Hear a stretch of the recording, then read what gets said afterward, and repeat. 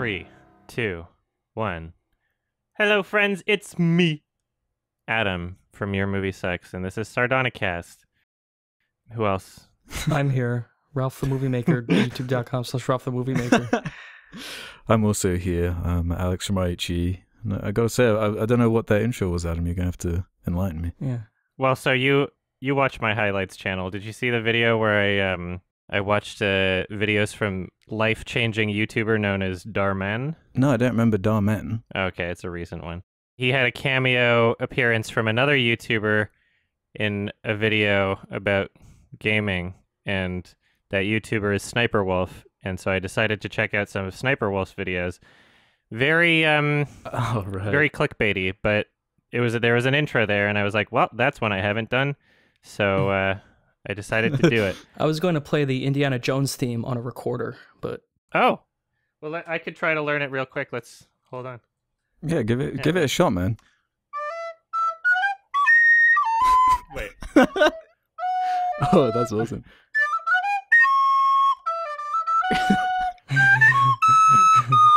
It doesn't go as high as I want it to. it's pretty good. I could tell it's the Indiana Jones theme. All right, I'll stop. Okay, movie news. Very important before we get into the very meaty Indiana Jones discussion. We got some very important news that's shaking culture and affecting the world as we know it. Lola Bunny's titties got totally nerfed. What are your thoughts? Oh, I didn't know about this. Very odd. Is this for the new Space Jam movie? Yeah, Okay. Space Jam. There's two controversies, aren't there? It's the Lola Bunny one, and the Pepe Le Pew is being removed from Space Jam 2 as well. And I got to say, I don't know. I don't give a shit about either of them, to be honest. It's funny because it's not like they removed the original's existence. It's just people deciding, whether it's corporately or from the artist or both. It's people just deciding, yeah, we don't want to make that movie. It's like, okay, whatever. It's like if they were remaking it and they missed the point of the original, then somebody who's passionate about it could make like a really long video about it, like the Lion King review or whatever. Yeah, I feel like this Lola Bunny drama is like such an example of the internet just being detached from any reality, you know? Yeah. How much of it is real? Yeah, exactly. Like you go into the street and ask like a random old lady, what do you think about the Lola Bunny redesign? You know, like no one cares outside. Everyone's just everyone's bored in lockdown. There's nothing else going on. It's just Space Jam 2. It's like the people who are excited for the Snyder Cut. Yeah. Mm-hmm. Next episode, we'll all have seen it, probably. It leaked early. That's funny. It accidentally got posted instead of Tom and Jerry on HBO Max somewhere. I love that. It's up for like a few hours. Yeah, that's pretty hilarious. What a goof. I don't know how that...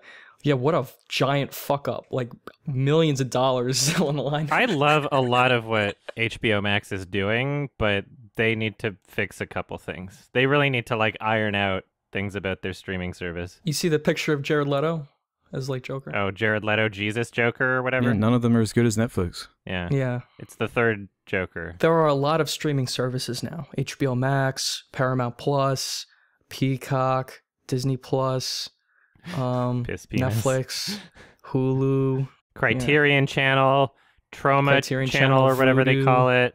There's like a horror one, Screamer. Yeah, I've got like subscriptions within subscriptions. Like on my Amazon, I've got like Mubi films as well, and like all Mubi. Yeah. There's so many. It's like, come on.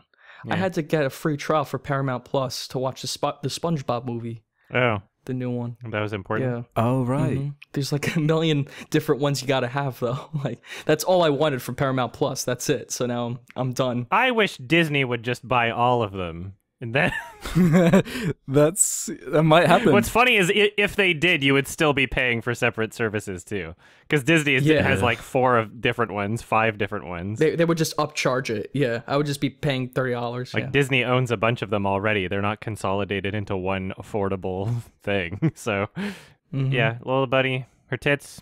Sorry. Back to that. Okay. It's important. Is there any hope for the movie?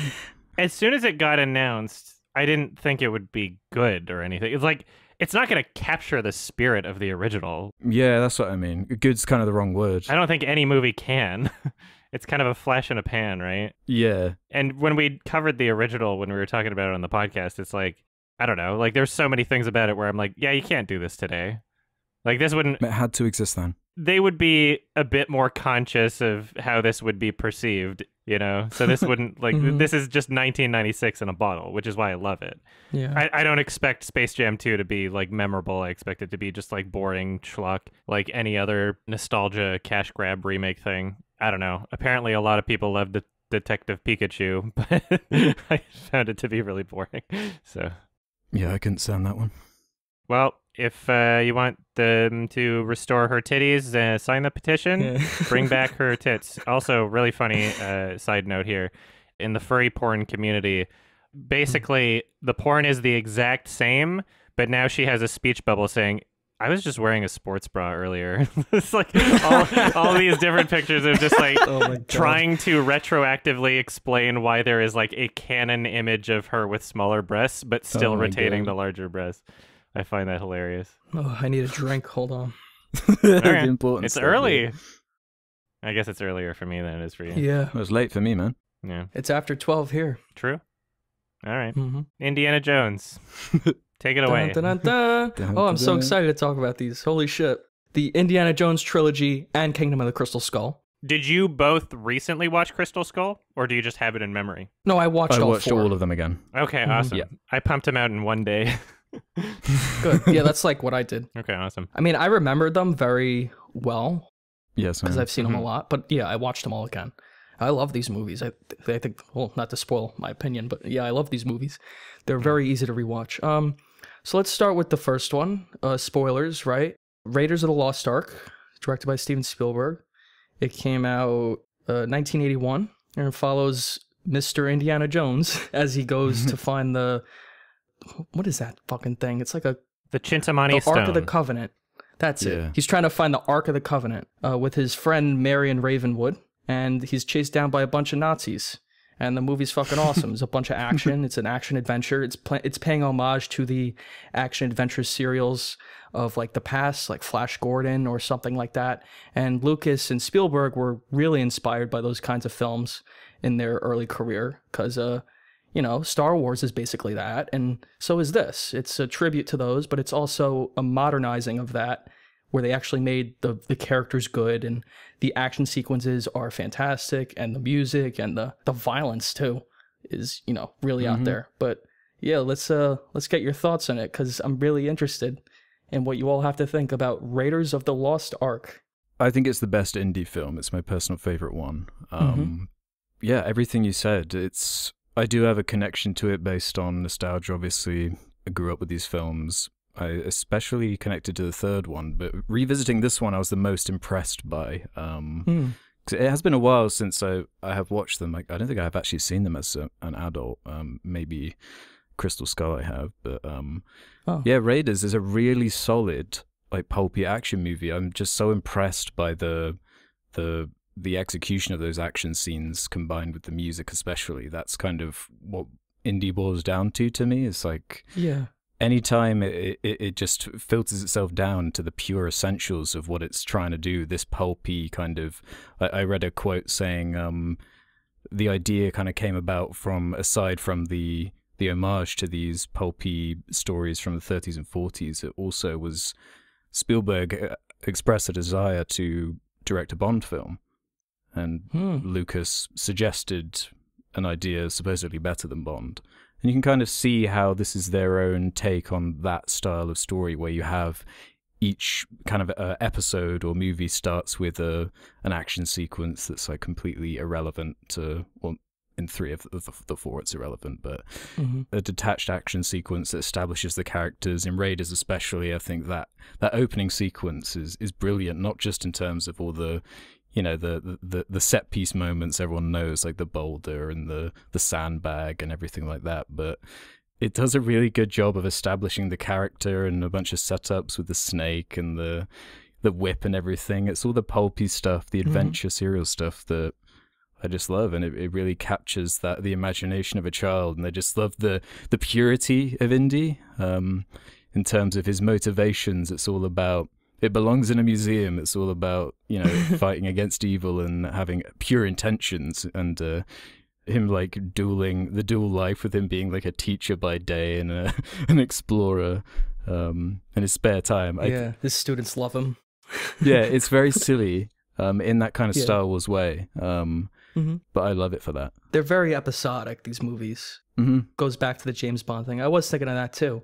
Even in Temple of Doom, the opening of that film was more like a James Bond kind of movie. But Adam, what do you think of these? I mean, you may not be as positive maybe on me, just gathering from like seeing maybe some of your ratings, but I'm sure there's a lot you appreciate about it. I mean, yeah, there is. It is. I'll agree that it is very much like a mix between Star Wars and James Bond in ways.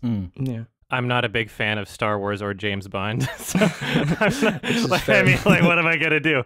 So, yeah, it's in terms of what it's going for tone-wise, this is going to sound very strange to a lot of people, as I'm aware. But everything that I wanted to get out of it is what I got out of the second film and none of the others, which I know is universally considered like the worst of the trilogy.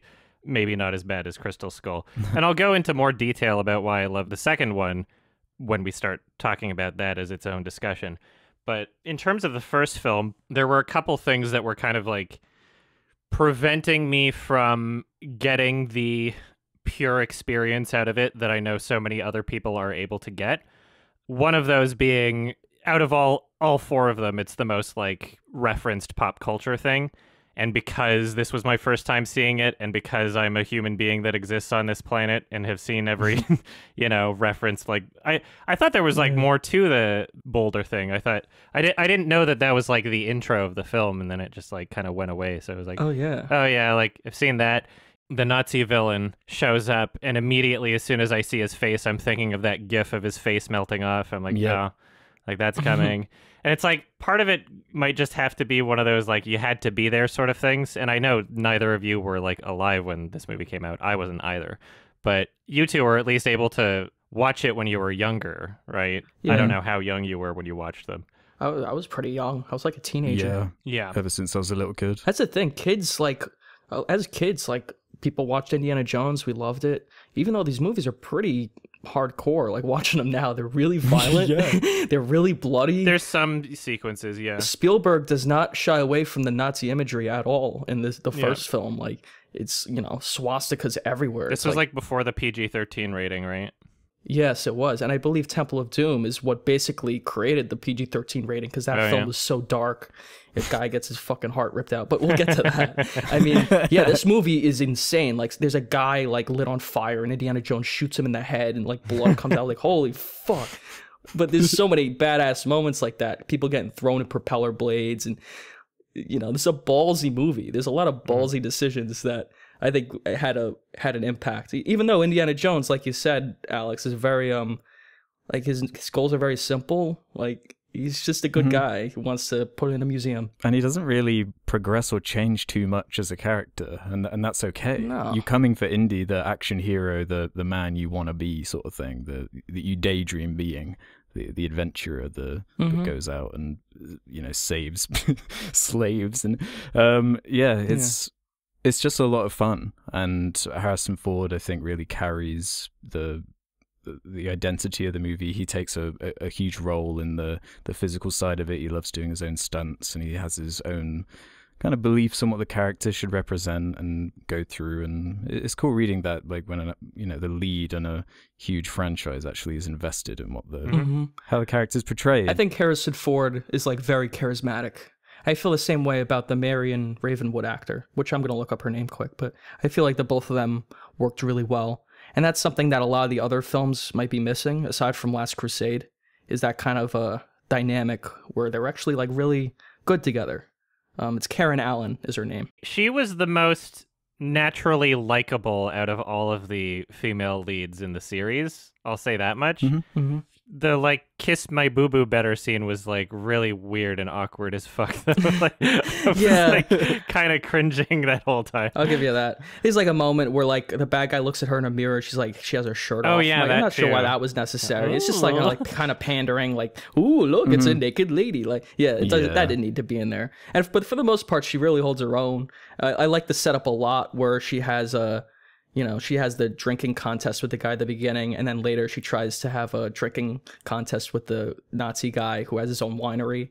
Like, that was really well set up. And yeah, she's got some good moments in this. Yeah, she didn't have a whole lot of screen time, though. I thought she had enough. For me, this movie flew by. Like, you know, like before I knew it was over. So I guess it's better to be left wanting more.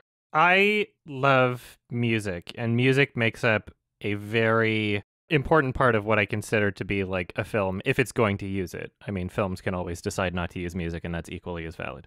The score for the film, very memorable, gets stuck in your head.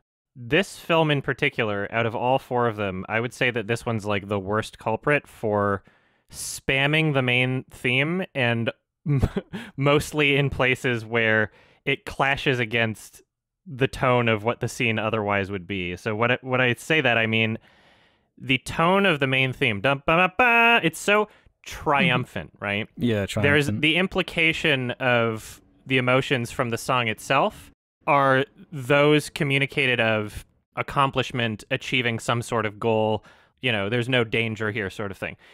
And the first film, especially the first film, keeps using it in scenarios where I wish that I could have felt some sort of tension. Like, it's not at the end of the action, it's during the action, before threats are eliminated, like while he's rolling around on the ground with the rotating plane fighting the big guy. It's not like at the end of the scene where it's like bump up, like it's the emotion is like, yay, we've accomplished something, there's no danger, but it's in the middle of the scene. So while I'm watching it, I'm like, oh, there's no danger, instead of being able to like I don't know what the point is of setting up a threatening situation if the music's going to take away from that. And when I say spamming, I mean, like, I actually, last night, I skimmed through the film again, just on my, like, Blu-ray player on my computer, just to fact-check myself, because what I'm saying right now is something that I had felt watching the movie, but I just wanted to make sure it was accurate. And so I got the timestamps of, like, when they were using literally the main theme of the song, and it's like, they literally play it 4 separate times within a span of 6 minutes in completely different scenarios, and each one of them is just so inappropriately used in the sense where it's like, this is in the middle of tension. Like, you have the barrels lighting on fire, you filmed the oil trail leading to the plane, Indy is trying to, like, break open that window, but the song's just going ba-ba-da-ba, but I'm like, well, okay, I guess he's destined to get, like, there's no tension, right? So that it really takes away from the first film for me because of that. Like, it's unbearable just how much they spam that song and how inappropriately it's used. It's a great song, though. It's a great theme.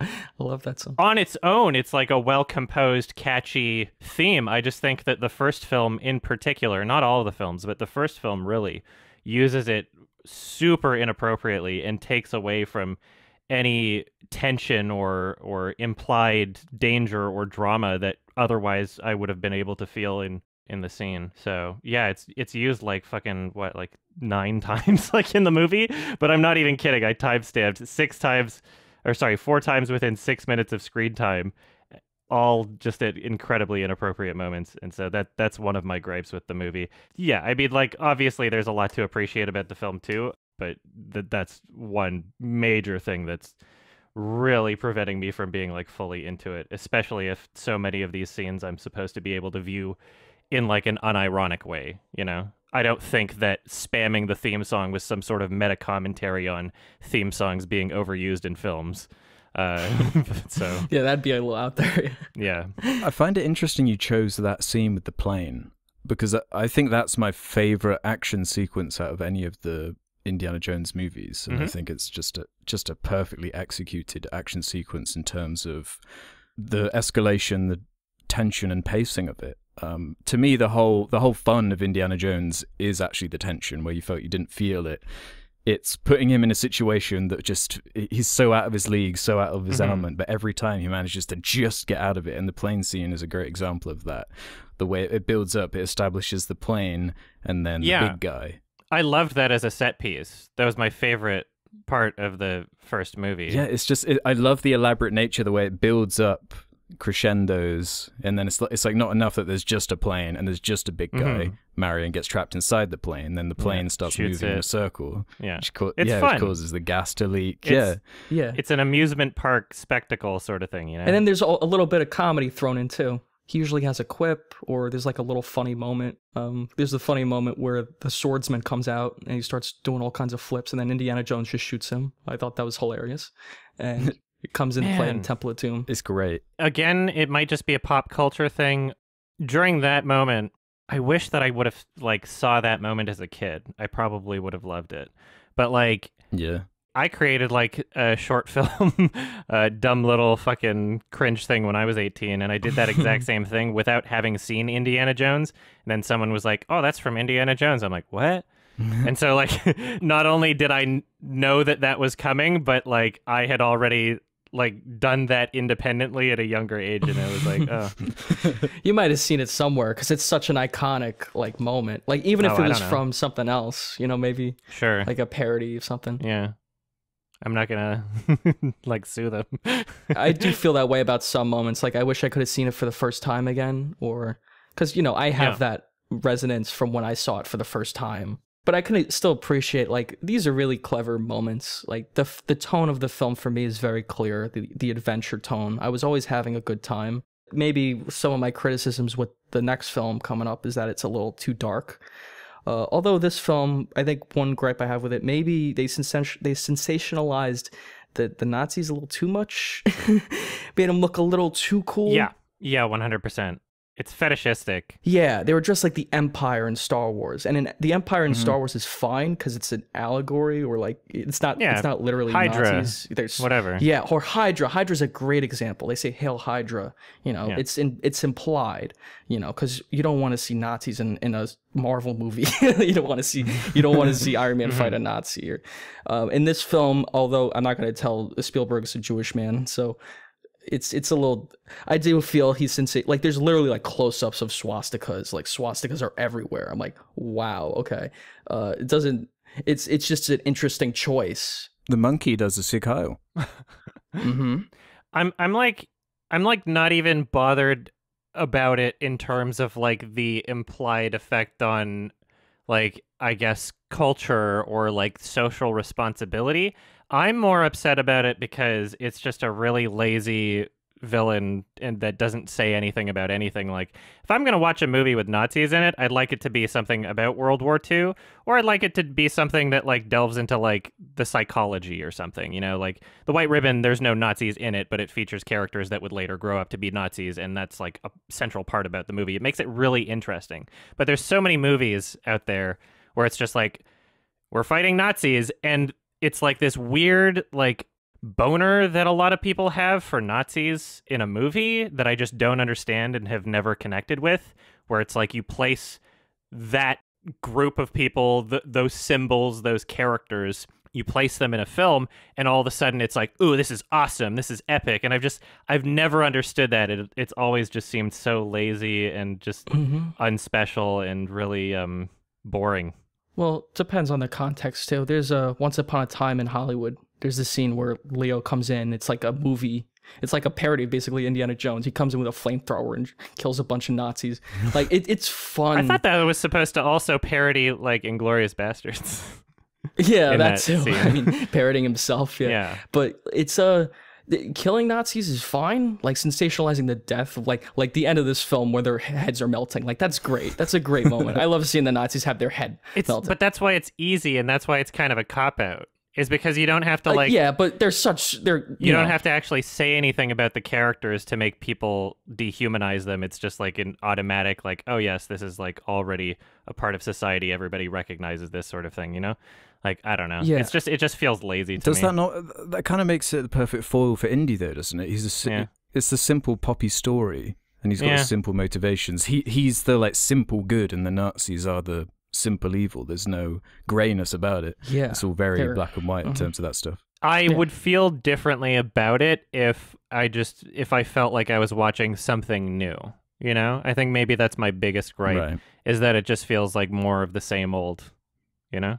Yeah, I actually find it weirder. Like for example, like when video games like take out the Nazi flag when the story is set. Oh yeah, when it's literally a World War II video game. That's stupid. It's like Indy's motivation is he's trying to get the Ark before like Hitler can, and it is so over the top with the Sick Howling Monkey, with the exploding heads, that honestly that part doesn't really bother me because everything is just so ridiculous and over the top in that pulpy way. I just feel like it mostly didn't bother me either. It was just the swastikas. Like there was a few too many swastikas.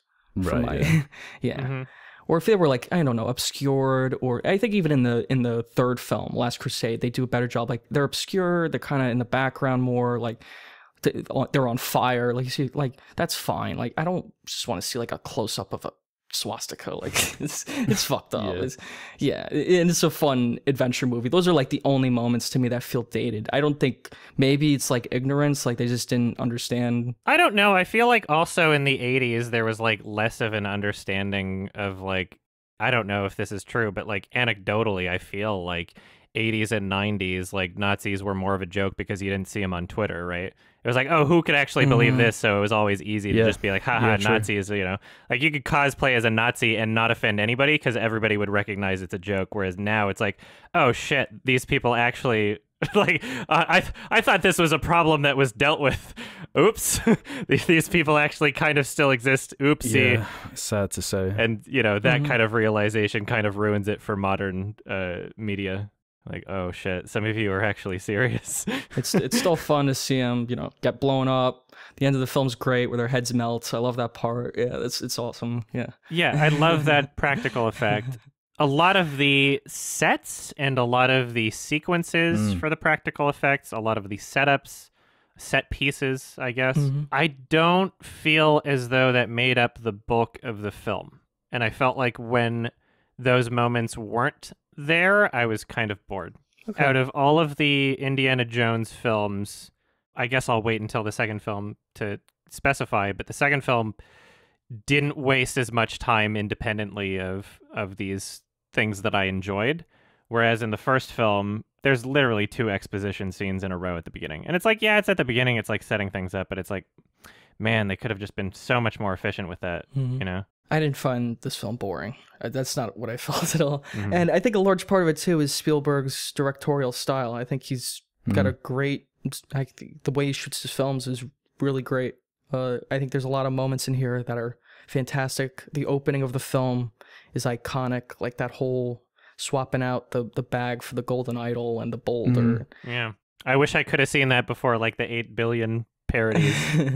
Alfred Molina as well. I believe that's Dr. Octopus. Yeah, he makes a... Oh, yeah. It's like the first time he's ever been in a movie, maybe. Yeah, there's a lot of good, like, little parts. How do you guys feel about this idea that Indy actually has no effect on the plot of the movie in terms of the Nazis would have got to the same end goal with or without him? That's true. Personally, that doesn't bother me at all. I think it's just like a funny observation. Yeah, but he rescues Marion. That's like that's what he does at the end. He rescues Marion, tells her, close your eyes or you're gonna die. And then I believe in the bar scene as well, like they're gonna kill her or something before they burn down her bar. That's one thing that I do. It's like a slight nitpick, like when he says to close the eyes. I wish there was some kind of setup for that somewhere. I assume there was some kind of deleted line or scene that maybe explained that, but it does come out of nowhere. But yeah, okay. I think that's all my criticisms with it, though. There's a lot of like I don't know how to phrase it, insensitivity, maybe. Yeah. in this whole trilogy, I'll say that. If it's an older movie, I feel like that kind of makes it more interesting. That was like half of my enjoyment of King Kong. I love time capsules, right? I love relics of the past and seeing like what was culturally acceptable at one moment in time, you know? Like I find that infinitely more engaging than if that doesn't exist in a movie and it's otherwise the same. Oh yeah. Like it's just so much more, there's so much more to chew on. I still love both those films. Yeah. I just like to view them in that context, yeah. And I'd ask like anyone listening to my opinion, just watch them in that context, you know.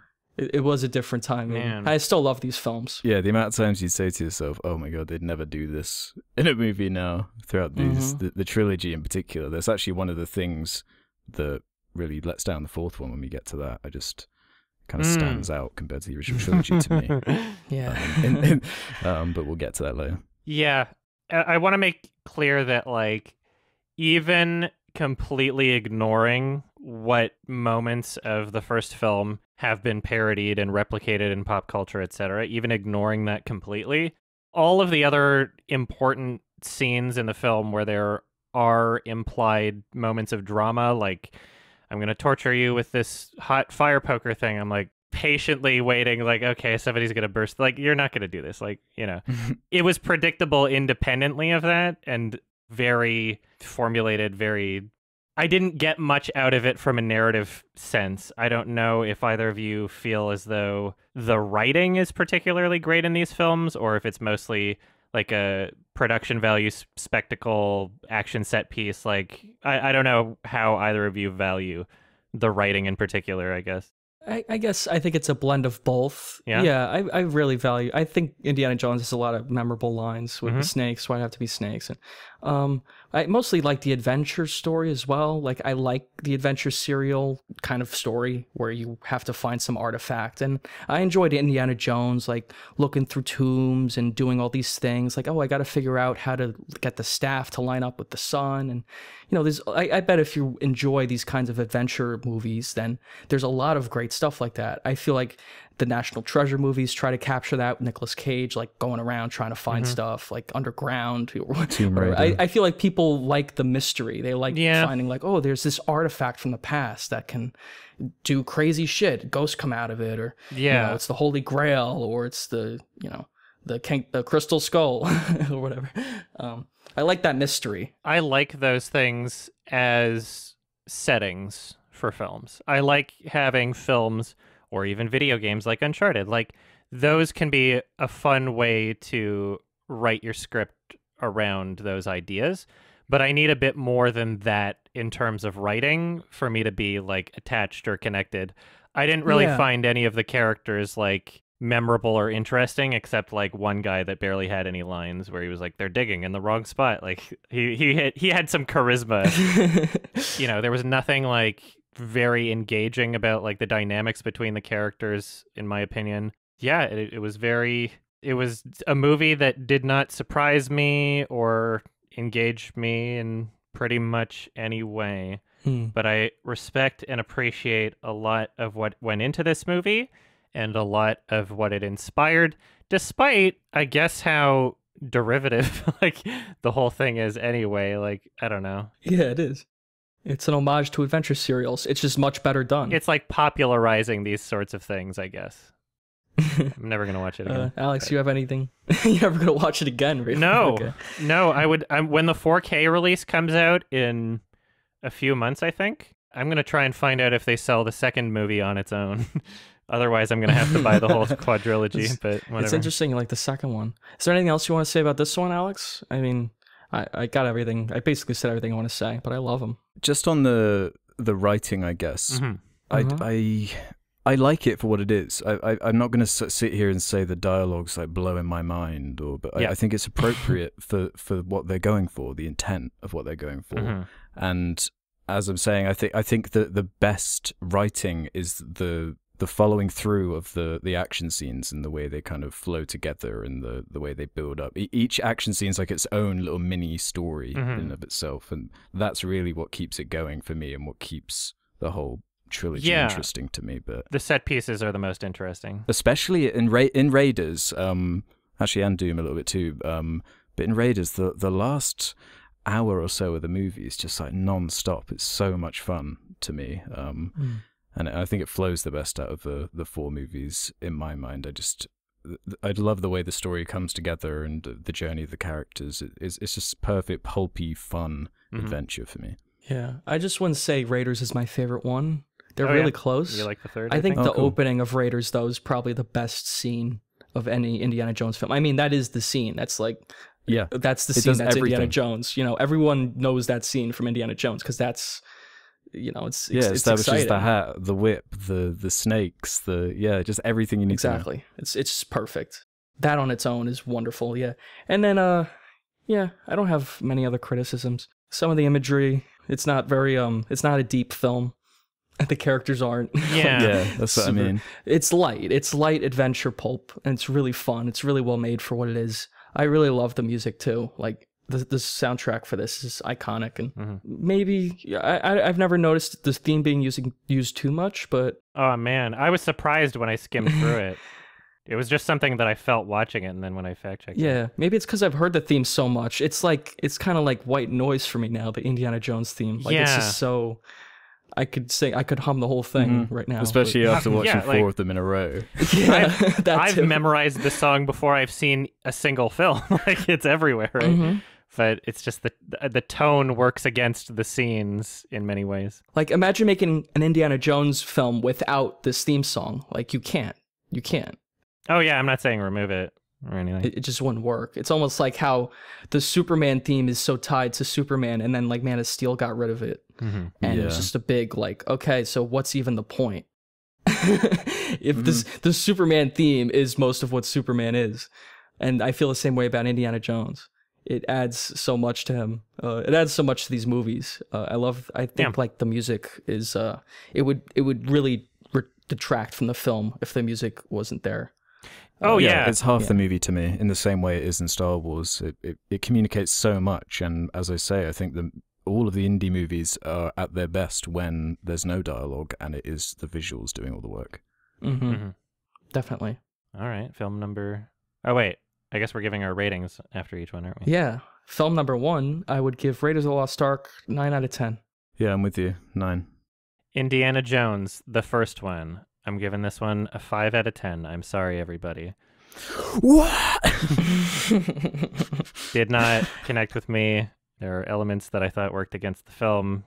Yeah, it's not like everything needs to be like a super complicated art house piece, as evidenced by my upcoming opinions about the second film. Take it away, Ralph. Temple of Doom is the second one. Sorry, this one's way lower on my list. Temple of Doom, the second one, 1984. So he goes to India, and there's a village that is like going, they're starving, there's no food or water or anything, and it's because this guy stole their stone. It's like a magical stone, and he's using it to like sacrifice people or something, take their souls, and he also has like a cave full of child slaves, and then Indiana Jones, I guess, has to get the stone back and bring it back to the village, so to save the town. I guess that's the plot. It's a really fucked up film. It's really dark. Really dark. So yeah, you guys talk more about this one, because this is not my favorite one, definitely. I have a few complaints with it. I still like it, but yeah, I wanted to hear what you have to say. Yeah, I never enjoyed Temple of Doom growing up as much. I never watched it as much. But revisiting it here, I really enjoyed it, actually. It's the most true to that pure pulp, just like nonsense. I agree. It's so over the top, so silly. But it doesn't, I don't think it flows as well. It's more awkward in the way it jumps around the story, in my mind. And yeah, tonally, it is dark in places in ways I don't know if it was fully necessary. But then it is what makes it stand out in the trilogy, is the thing. Like the darkness, the depressing nature of it, with George Lucas and Spielberg were going through divorces and breakups at the time, which might explain the ripping heart out stuff. Yeah, that's what they've both said. Lucas is like, I was going through a divorce, I was in a very bad state of mind. And Spielberg has said like he doesn't like the film. He thinks it's too dark, it's too mean. That adds a level of intrigue to it. Yeah, that makes me like it more. Yeah, and as far as the sensitivity stuff, I noticed it a lot more in this one. With Short Round a bit. When they're eating monkey brains. Yeah, and the monkey brains. There's some stuff, but again, it's the 80s, man. It's a different time. Just the India, they set the film in India, and I guess people would criticize this story for being the white savior trope of the Westerner comes to a foreign country in the East, and, he saves everyone because he's the Westerner who knows, he's strong and he knows the way, he doesn't take anyone's orders. And that could be seen as a bit like insensitive or there's a million other words for it, problematic or whatever. Yeah. In the context, just watching it, I don't know. I don't care that much. I'm not going to pretend to be offended by it.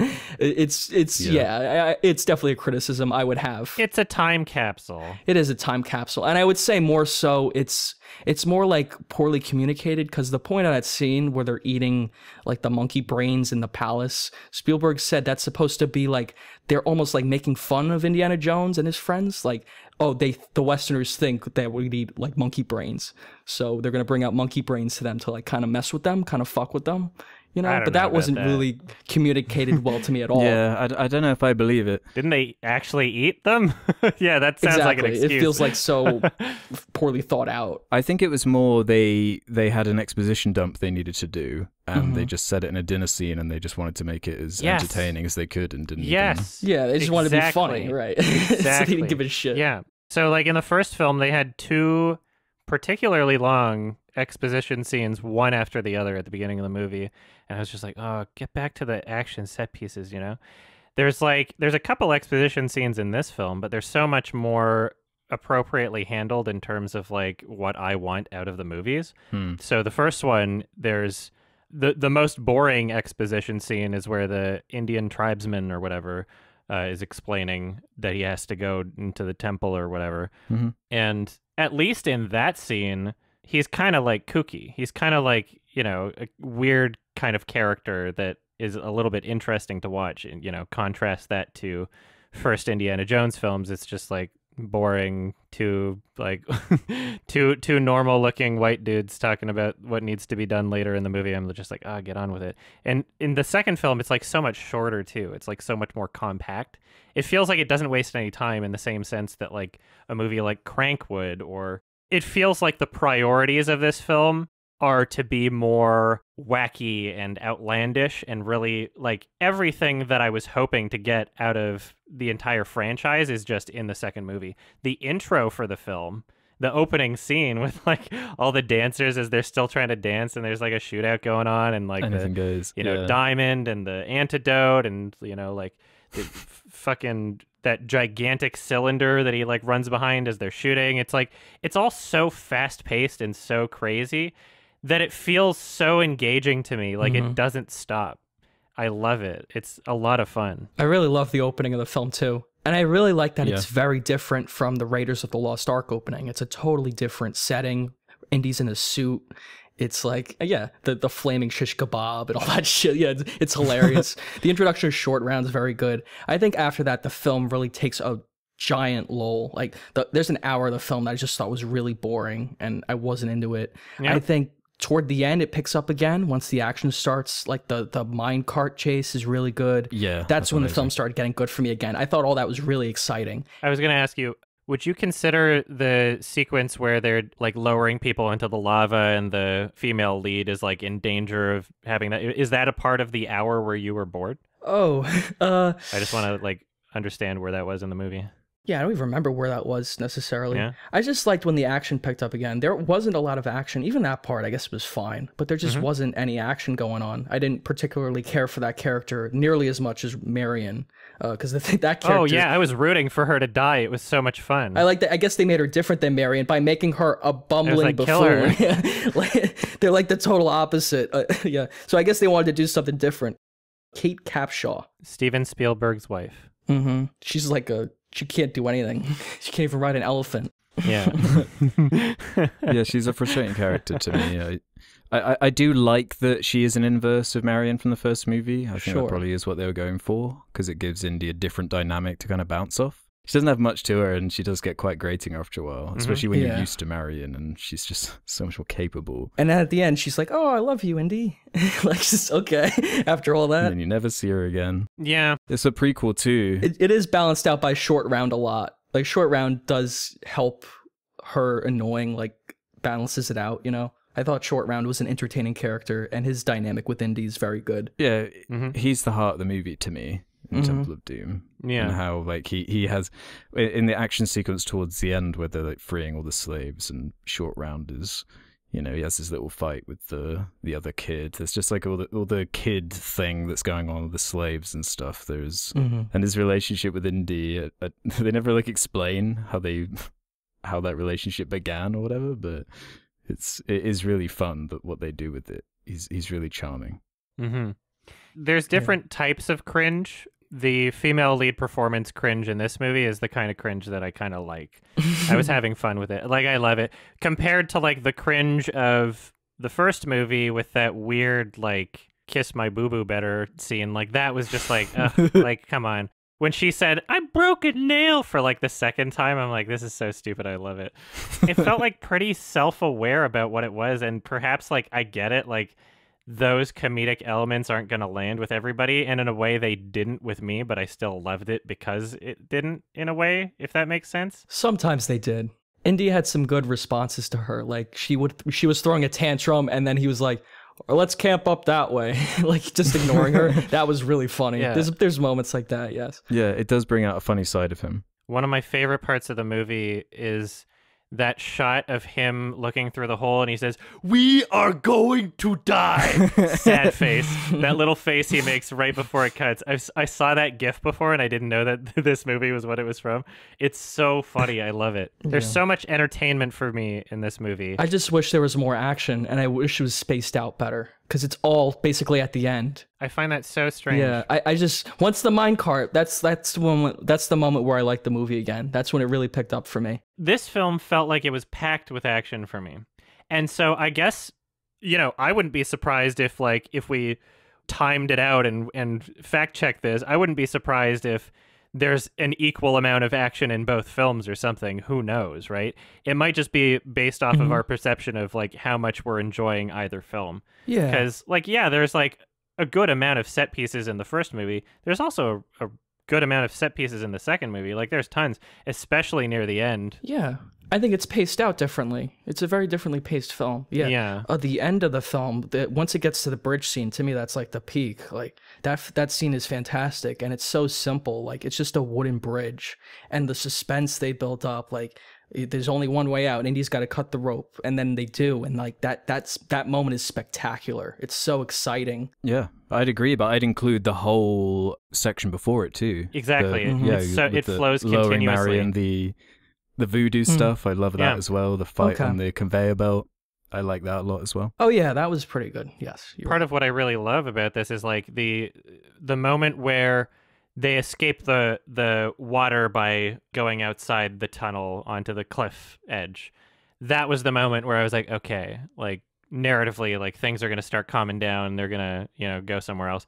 But then it's like, oh no, the sides of the tunnel exit are, like, crumbling apart. Yeah. And now that huge, practically done too. I love it. This big set that they built with, like, all the water gushing out and, like, pieces breaking off. And then it's like, whoa, they're still going with this? And then immediately, like, oh, we're doing the bridge thing now? It's just like, man, you're really not... Like, it caught me off guard. I felt like I was watching something that genuinely surprised me, and I was really into it. And I would also like to bring back up the usage of the theme song in this film. I fact-checked this last night because it was just something I was feeling the first time I watched it. But the usage of the theme song in this film, like, every instance I found of it was, like, so much more appropriate. It's used, like, a couple times in the actual temple tunnel or whatever during fight scenes, but it's always, like, at the end of the fight. It's like once the dude is, like, in the steamroll conveyor belt, like, that's when the theme goes, because that's the accomplishment. The emotions that I have associated with that theme song, da, da, da, da, it's triumphant. There's an implication of having achieved or accomplished a goal. So it doesn't take me out of the fight scene, because what's happening visually and what's happening narratively is already expressing the emotions that are being communicated through the score. And then, yeah, it doesn't spam it like the first movie. I skipped through just to make sure, and yeah, it's only used, like, a few times. They play it at the end, which is, like, the most appropriate place to play it, because you've accomplished the narrative goals of the entire film. And I'm pretty sure at the end is, like, the only time where you hear, like, the full song with, like, the bridge and verse. You know, it's not just the chorus. Right. So, yeah, music, the way it's used in this film, not even just the theme song. There's a highlight that just got uploaded to the YMS Highlights channel where I'm talking about the music in The Lion King and just how it's difficult to notice on, like, a first watch, but there's a lot more happening musically than you think. And you know how you're watching, like, a Looney Tunes cartoon, their actions are synchronized to the music, whether or not it's a pre-existing score that's being animated to, or a score that's trying to match what the animation is doing. Each movement, each motion has a corresponding part of the music basically imitating the emotions of what's happening, right? So like that's the most obvious thing is Looney Tunes. Like people know exactly what I'm talking about there. In both The Lion King and in this second film, there are moments like that I've really appreciated where there are individual actions that characters are doing that are just so clearly reflected in the film's score. Yeah. Throughout this film, like just as I was skipping through it, I was like, holy crap, like the very clear changes in like the tone of the score just for like individual shots where it's like the composition is working with the film and not against it. So like even completely ignoring the triumphant main theme thing, like the rest of the score does it so well. And the other films, not so much. It was super noticeable for me in the second film, and I really, really enjoyed that part of it. And I understand that's not something that a lot of people pick up on. I do love the score for this film, too. I think they all have great music. The music's great in all three of them, yeah. I'd say for me, the set pieces in the first film are just stronger. The opening of Raiders of the Lost Ark is so iconic, and like I love that scene more than most of this film. Especially once it gets toward the end, it picks up. That's what I'd say for it. How'd you guys feel about the minecart scene? There was a lot of so much fun models used. Yeah, it's pretty seamless, the whole thing. Yeah, I was expecting it to age worse because there are certain elements in the movies that have aged a bit. Actually, I think Raiders has aged pretty damn well. There's not much I can really think of. There's some green screen stuff that looks bad, but that's it. Yeah, there's the odd bit here and there. But in Temple of Doom, I thought it was pretty immaculate in terms of that stuff. That scene in particular, because in my head I was even imagining like this can't look as good as I remember it looking from like when I was a kid. But no, I was like really impressed by the execution of that sequence in particular, because that one is a real like it's literally a roller coaster basically in the movie. It's so honest with itself, because all of them are like spectacle theme park movies. But this one is like, no, this is like literally a theme park ride. It's like, oh, great. You know, like it's so self-aware. I love it. I'm surprised they didn't go that way with the Indiana Jones ride, because there's a ride in Disney World or Disneyland. It's in Disneyland. True, yeah, I've been on that. Disney World has a stunt show with Indiana Jones where they recreate like the plane fight. Then there's the Indiana Jones ride in Disneyland. I went on that. It's like you like go in a car, and there's the guy, like, who's the fat guy? What the fuck's his name? this guy they meet in the first movie. He makes a short cameo in Last Crusade. Yeah, he's like Indiana Jones's friend or whatever. I think that was the guy I liked. Yeah, I like him just fine. He's like the tour guide on that ride. Yeah, he's awesome. It was very similar to Temple of Doom though. Like you go in a temple and there's like this ghost or whatever, and they possess you, and it's a cool ride. It reminded me of this a little. Yeah, they should have gone with the minecart. Yeah, yeah, it's so self-aware and honest about what it is. That's like one of the biggest reasons why I love this movie. Is I don't. You're right. It is like a big theme park ride. I don't feel like it's ever working against itself from what it's trying to do. You know, it is dark. I don't know if I would say it's too dark. I don't think it's too violent to where kids can't handle it or families can't handle it. It's just you got to know what you're walking into. I'm really harsh on this one, but I really like it. I've seen this one the least out of any of them, and I think that made me remember it the least. So it was actually really exciting to like watch a lot of these scenes again, because it was like watching it almost for the first time. Like I didn't really remember it as much as Raiders or Last Crusade. So that was good. I'm in the same boat. So it was interesting seeing it from that perspective, because it almost feels underappreciated in the trilogy, because like just going off the ratings and just it's the ugly duck. Yeah, it is exactly the ugly duckling, the black sheep of the movies if you discount the fourth one. But it does do all the same things basically just as well. It just has a different skin. So the action scenes, for example, they're paced in a similar way. They have the same sort of elements being juggled. It is just so much fun, and the creativity they come up with. And you mentioned the sets earlier, Adam, and the practicality of it all. I think this one probably has the most impressive sets to me. Yeah. Yeah, with the minecart and the bridge and the... It's crazy. And that's forgetting about the beginning even, where they're in a different continent. It captures that pulp thing really well. But yeah, I was saying with as far as the tonal stuff and the the violence. The one time I was wondering if it was necessary was the like whipping, flaying scene, talking about like imagery like that. It is Which one? Sorry. It's a lot. It's a lot. When like Short Round is getting whipped and oh yeah, and Indy's getting whipped as well. I mean, yeah, it's funny, and the way it like it has the whip like integrated, it is funny. But like that is, if I was showing that to like a 6-year-old, I would be like, oh, it's kind of weird. But I mean, I'm not a 6. This is a perfect movie for me as an adult, right? I get such Sam Raimi vibes watching this movie, and I love I love cheesy Sam Raimi shit. I love Spider-Man. I love Evil Dead, and this very much felt like one of those movies. Like throughout, like much of it. Yeah, like maybe that's it. It felt like almost like old Peter Jackson-y at times, or like without being so gratuitous, without being like super gory or anything.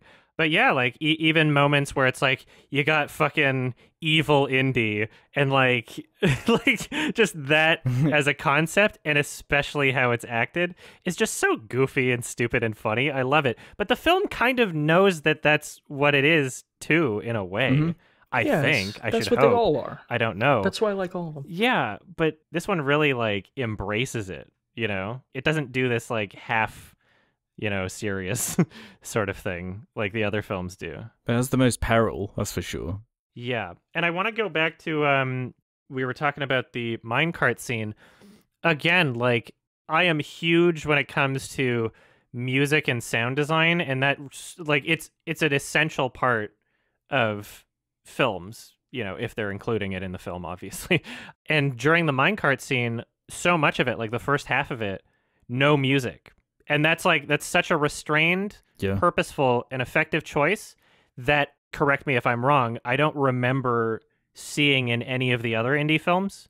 And for a movie in the 80s, I don't know, like that's more common of like an editing choice technique today, I feel. When your movie is like loaded with a musical score, and then all of a sudden you get to like one of the most intense action sequences, it's like, no, there's no musical score here. And then it becomes like legitimately more intense. So like even unironically, even though I enjoy this film so much from a humorous, like, haha, that's stupid, fun, pulpy action, blah, blah, blah, I enjoy a lot of that. But even unironically, I think it does the best job at actually making me feel tension in a scene and making me feel like, oh, wow, this action's like actually fun and engaging and exciting. And even ignoring the lack of musical score during a significant part of the minecart chase sequence, the sound design in that sequence is just so well done. All of these like crash action, like cave sounds, the echoes. Yeah, like the echoes and like the ding ding, like you kind of got that like I don't remember what that effect is called, where something gets lower pitched because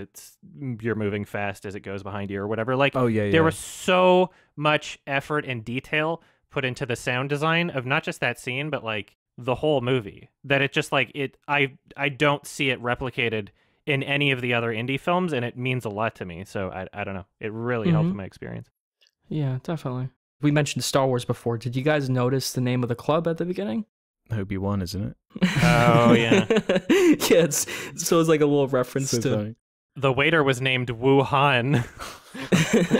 Yeah. I mean, if you got no problem with Indiana Jones killing Chinese people or Indian people, it's a great movie. But, I'm not going to pretend I give a shit. In a film. Yeah. In a film, yeah. Not really. Yeah, last thing I'll mention about just like the sound design and the score is like I have another note here because I skimmed through it recently. Yeah. There's a point where like the intentional choices of how the music is used is like so incredibly clear in terms of just how much intent there is behind it. When they get separated because they're on both sides of the gushing water and Indy has to climb up the hard way and Short Round and the annoying woman go the other way. Then he's like running back to connect with them. We get the first part of the main chorus of the score. It goes bum ba dum ba, and then immediately there's like two dudes with swords right in front of him, like blocking him, and the song gets cut off as a part of the score as an intentional choice, and it moves into a more sinister kind of like oh, this is like an actual serious moment, and it's reflected in the music. There's nothing like that as far as I remember, and especially after skipping through them, there's nothing that obviously intentional and clever about how they use the music in any of the other indie films. So I don't know. It's just the audio throughout this movie is awesome. And I love how it doesn't take itself too seriously. Short Round is hilarious. I don't care, like there's so much cultural insensitivity in this movie, but I love time capsules. And also, I assume ignorance over malice. So, I don't think that Steven Spielberg hates Asian people or Indian people or I don't think he, wrote these things into his film because he's like, haha, that'll teach them. They're taking over my country. I don't think he's one of those. Well, George is the ideas guy, remember? Yeah, it's a different time period and people... If you don't want to watch that kind of thing, then you don't have to watch it. Right? Yeah, exactly. Yeah, it had the guy from The Shining that said the N-word. The whatever his name is. Yeah, I forget his name. Lloyd. Yeah, something like that. So yeah, I really like this film. I don't mean to be too negative on it because I agree a lot with what you said. I still think it's really well done. And like I initially I gave it I believe a 7, but it really stuck with me like after a week. Like there's some really great moments in there. Like the bridge scene at the end is really exciting. Like that moment's fucking awesome when they're all falling and then they fall into the lake of crocodiles at the bottom. I'd probably raise it to an 8. I'd say 8 out of 10 for this Temple of Doom. Yeah, again, I'm with you, Ralph. I was expecting to dislike it more just based off just the zeitgeist around the movie, but it is the underrated one. It does have the great set pieces. It's so memorable. I can almost remember every frame of the movie. It's so vivid and colorful. It's packed. Yeah, and when you were saying with the guys with the swords jumping out and just the imagery of it, I can picture it all so clearly. Yeah. It's so much fun and so memorable. I think it just doesn't quite capture the same energy of the first movie for me, and it doesn't have the relationship dynamic of Marion from the first one. But exactly, or Sean Connery in the next film. Yeah, or Mutt, of course. Yep. 4 stars, 8 out of 10. Awesome. Love it. I'll totally buy the 4K version, even if that means I have to buy the whole collection again. Yeah, I think it's awesome, very enjoyable, very cheesy, feels like a Sam Raimi movie to me. It's very different from the other two, and that's part of why I like it, is because I feel bored watching the other ones. Very engaged into this movie. Yeah, the action never stops, super memorable. Want to watch it again right away. Genuinely love it. 6 out of 10 could be a 7 at some point in the future, but I would probably want to watch it a second time. That's cool. I'm glad you like this one more. Oh yeah. Yeah. Don't you feel also the fact that this is kind of the ugly duckling of the trilogy, the fact that it's talked about the least and kind of referenced the least in pop culture might have added to your enjoyment? Maybe that's why I was able to feel like I was watching something new, I guess, but... Yeah, exactly. Because all these other things, like Indiana Jones with the boulder and the golden idol and the thing where he shoots the swordsman, all these other things, yeah, you've probably seen it before. Those are all in the first film, though. Yeah, the guy melting his face. Yeah, like, you've seen all that shit. Yeah. Because it's just so good. Like, it's so iconic, that stuff. How can you not? The snakes, why there have to be snakes. That's definitely possible. Are there even snakes in this movie?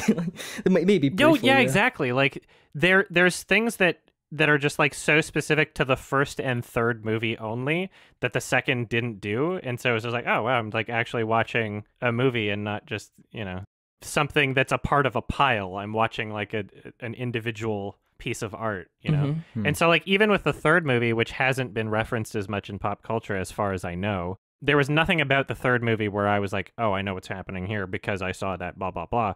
But I still didn't connect with it as much as I did with the second one. Like it felt like in the same way that you have a lot of remakes coming out today of it was like the episode 7 to episode 4, The third movie was very much trying to like follow the same structure and same beats and a lot of the same, not entirely, but like a lot of like callbacks to the first movie where it was sort of like a wink wink nudge nudge, like, hey, you remember this? You like this? And with that being said, take it away. All right, Indiana Jones and the Last Crusade. It's the final film in the good trilogy of Indiana Jones. It came out in 1989. It was intended to be the last one. That's what Spielberg said. It's in the title.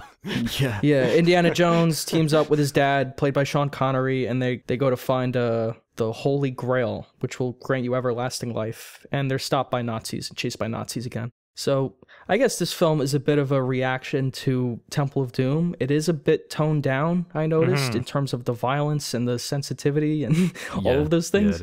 But in other ways, I feel it excels, largely because of Sean Connery and Harrison Ford. I think they work really well together, and I like the father-son dynamic. I also feel the film has a really strong opening as well, like the other two. Yeah. It's very different. And young Indy is played by River Phoenix, is it Joaquin Phoenix's brother? Yeah, I think so. Oh, yeah. Who passed away. But, you know, it was cool to see him. Yeah. I would have preferred to see him kind of take on the role of Indiana Jones in a more modern time than Shia LaBeouf, which is what they were grooming him to be, you know. So yeah, I just thought I'd mention that too. What do you guys think of Last Crusade? There's a lot to talk about with this one. This was always my favorite one as a kid. I think I just connected with the father-son thing that they're going for in the movie, because it's kind of the first more traditional arc that a character goes through in one of the indie movies, because his dad comes to learn to appreciate his son in ways. Well, they both learn to appreciate each other, basically, because they kind of, you know, when the movie starts, they have their problems. You kind of learn a bit more about Indy's backstory and what motivates him. Like in the intro, as you said, it's him as a kid, as like an ode to Spielberg's youth and the Scouts and stuff, and the way it kind of sets him up again and does the fan servicey stuff of explaining where he got his whip and hat. And it is a bit fan servicey, yeah. All in the same scene. I love that cut when it cuts from him being young to an adult. I think that's excellent.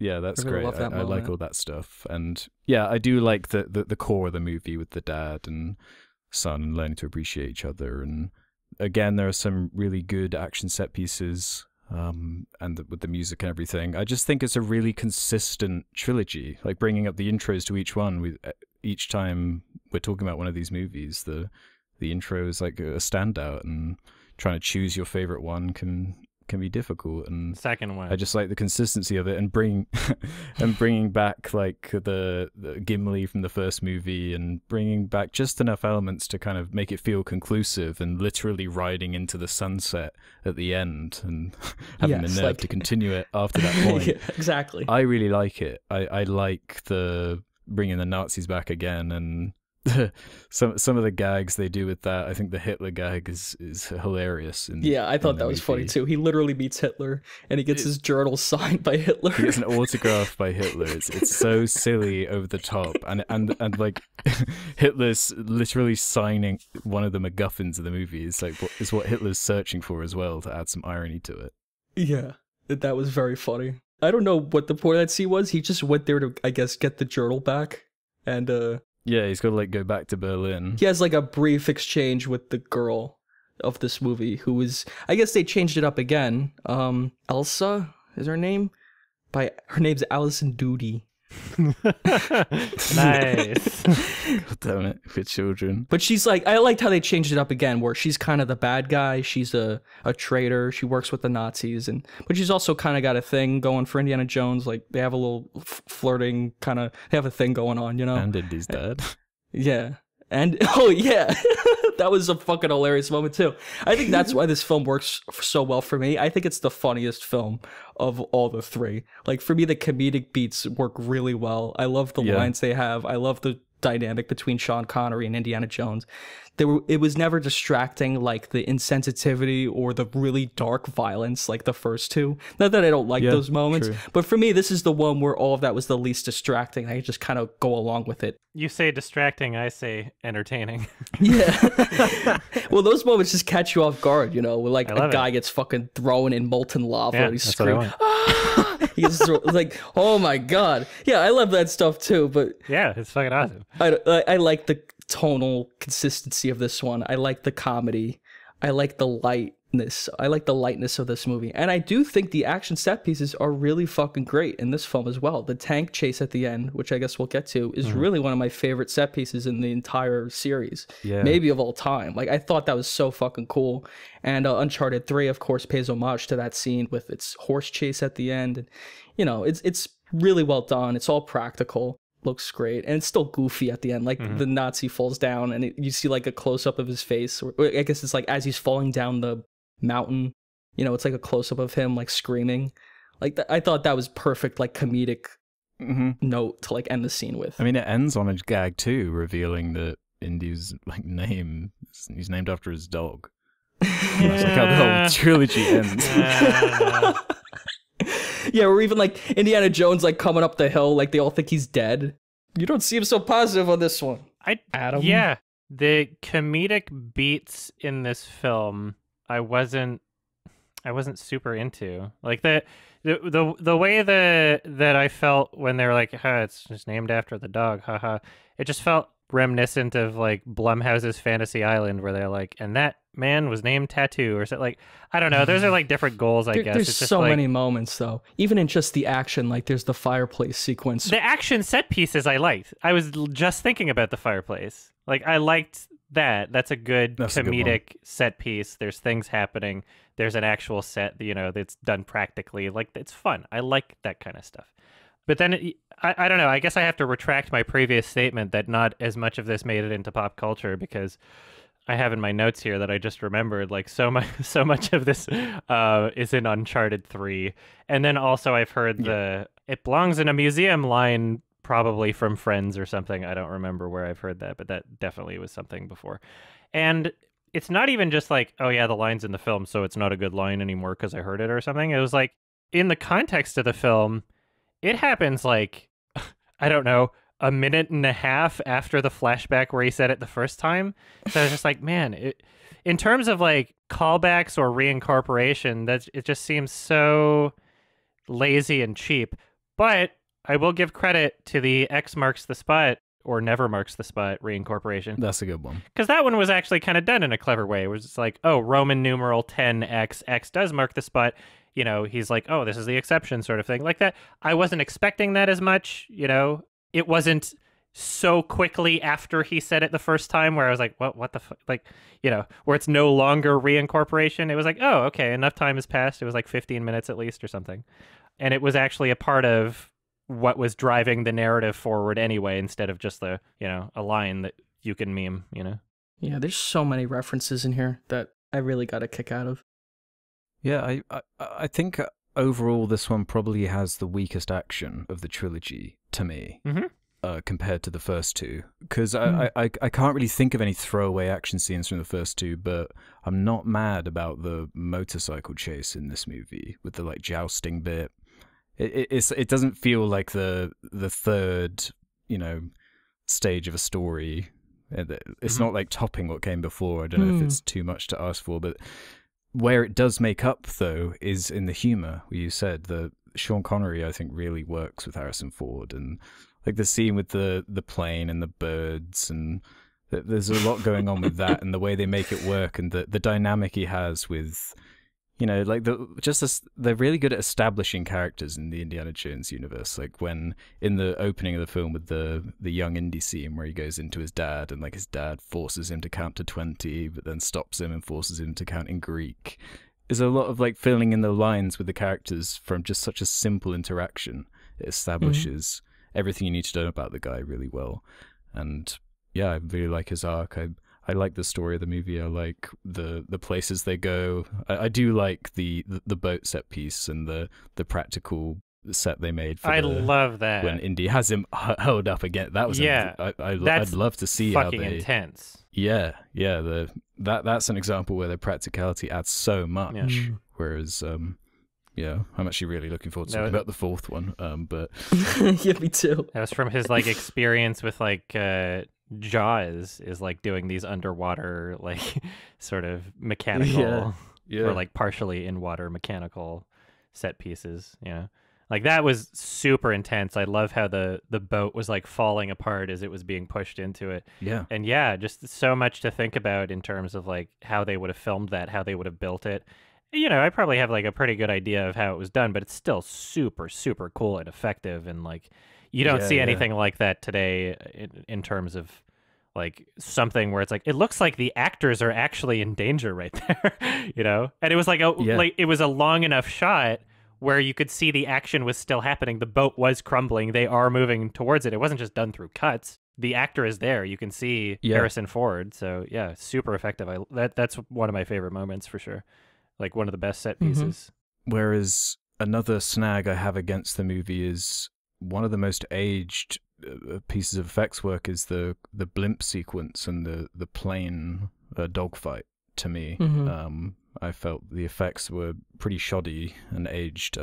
I guess they would have looked great when I was watching this on like a VHS and the screen was all blurry, but now it's all like up-res. Well, now you can watch it on your fucking phone. Yeah, I felt that was the only time I was pulled out of the aged nature of the effects work of some of it, because those first two I think are really, really solid. And most of the third one, actually, in terms of just the commitment to that look. But obviously blimps, they couldn't really get a real blimp. There are only like 20 in the world. It's so bizarre, because when I was skipping through the films to fact check the way the music was used, I was noticing a lot more green screen in the second film that I had remembered. I was like, holy shit, I just didn't notice like most of this while I was watching it because I was so into it, and it flows so well and it's edited so well. And also I think it has a good amount to do with like the lighting conditions for each time that they used a green screen, because in the second film a lot of it is used in like really dark kind of environments, and perhaps that allows it to, you know, the background and the foreground to like more convincingly blend and feel like they're a part of the same environment. Whereas in this film, the third movie, so much of it was done like broad daylight daytime. And so like this huge contrast of like how the foreground and background are lit, and it pops out way too much, where all I'm thinking now is like, damn, you could have had like a backlit projector and it probably would have looked better than doing a green screen for like these scenes. And there's so much of it in the third movie. And that's what's really weird about it, is like there was a lot of it in the second movie too, but I just didn't notice it until I was skimming through it out of context. It just worked better. I don't know what happened. I like that motorcycle chase a lot. It has some good moments in there, I think. When he shoves the pole in the guy's wheel and it flies up, like I think that's a great moment. That is cool, actually. Yeah, I liked that in concept. I don't have much issue with the action. I guess I understand the criticism with the effects, but yeah, it didn't really bother me in this film. That was a particular moment, the motorcycle thing, where I felt like there was one shot that was missing, where it was like the action, like I could understand what was happening action-wise after thinking about it for like a few seconds after, but I didn't immediately understand it. There should have been like a shot of the front tire hitting the ground, is how I felt. It just felt like there was a shot missing in terms of like how to show that. I liked it in concept, though. I liked the idea. Yeah, sure. I mean, who knows? They might have had that shot and it didn't work in editing. Yeah, maybe. Feel too slow. I mean, who knows? Yeah. But yeah, action is not really. I have my criticism with this movie. Yeah. Yeah. It would just be mainly that it does feel a bit sanitized compared to the other two. I said it's good that this movie isn't as dark or as violent, but at the same time, I do kind of miss it. I do kind of miss the violence and the darkness. The film is maybe a little too friendly, a little too not trying to be Temple of Doom. That's almost what it felt like. Like, yeah, it feels like an apology. This movie is going to try as hard as it can to not be. Yeah, I mean, that's what Spielberg even said. Like, this movie's an apology. Like, we're really not going to be Temple of Doom. He literally said that? I love that whole blimp scene. I understand the effects, like when they're on the plane, or like some of the shots of the blimp, but I just like that whole set piece. Yeah, the green screen took me out of it for sure. Yeah, and I understand that, but there's green screen in all three of these films that took me out of it as well. Just this one particularly, though. Like, the way it was used was so obvious. Yeah, like the first film has green screen too. That's like, man, that's bad. You know, maybe it's the best they could have done at the time. Yeah, again, who knows? Like, you try to put yourself in that state of mind. All I can say is, like, watching it the first time or the past few times, it didn't really take me out of it at all. Like, I was totally fine with it. And, you know, those two actors really, really carry this whole fucking movie. Like, their dynamic is so great. I love watching them together. And this is another film that really flew by for me. By the time it was over, I'm like, wow, that's it? We're at the Holy Grail already? Like... And, you know, the end is kind of similar. Like, it reminded me of Monty Python a little. I think that's what Spielberg was trying to avoid. Like, the guy, you know, the guy who's like who keeps track of like all the holy grails or whatever. Oh yeah, the knight. And I do think that's a really iconic scene as well, like picking out the holy grail. There's all these fancy cups, and you know, the bad guy picks the golden one and he dies, and then Indiana Jones picks like the shittiest looking cup, and that's the one. I love that idea. I feel like that's a very popular kind of thing that's made it into pop culture as well. Just that, like I was even playing there's like a Jackbox. What the hell's the name of that game? Jackbox game, yes. And there's like a horror game where you know you gotta pick the chalices. Yeah, something like that. You know, you put poison in one of the chalices. Trivia it's all the Murder different Party. like Indiana Jones chalices. Yeah, Trivia Murder Party. Yeah. That's it. Yeah, it's like all these little things that are referenced in culture. I'm like, yeah, that is a great moment. It's really well done.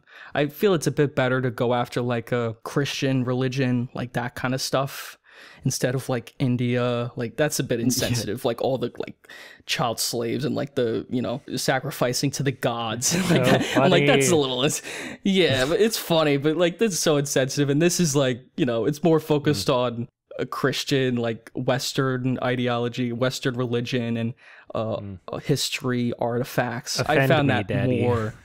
I found that more palatable. It was so much better for me to watch. Like I don't feel guilty watching this. This is actually like just fun. Like I'm really having a great time watching it.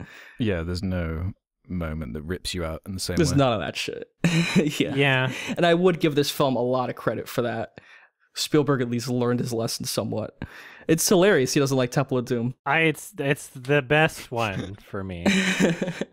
Yeah. Love it. What you said about the music, yeah, I mean, you're totally right. But also, I feel this film has a great score as well. I feel it's used really well, especially in the action scenes. I skimmed through this one. I couldn't find a single inappropriate usage of the main theme for sure. Okay, that's good. They used it like, I think they just used it once at the end. So, I my wasn't really reasons for thinking not about it connecting again. with this one That's are good.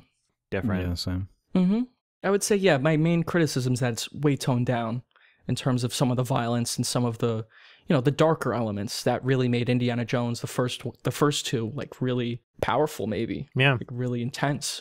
Yeah, there's just so much more comedy involved. Like we haven't mentioned the Marcus Brody character. He's like a bumbling like sidekick to Indy. He doesn't do anything. Yeah, he doesn't do anything, and I find him quite endearing for that. Like when Indy like bigs him up, saying that he's got the book and you're never gonna find him. He's like an elite guy, and then it like smash cuts to him like bumbling through the streets, like he can't find anything. I found that very charming. Yeah, that's the other appearance of that fat guy I was mentioning earlier, where he like picks him up at the airport and he literally rescues him from the guys, the Nazis who are about to entrap him. And then he runs into a cart and then or he runs into a truck and then it just drives away with him in it. Like, oh fuck, like he's such a moron. He couldn't even do that. I feel like there's a lot of good comedic bits like that. You wanted to talk about the tank scene.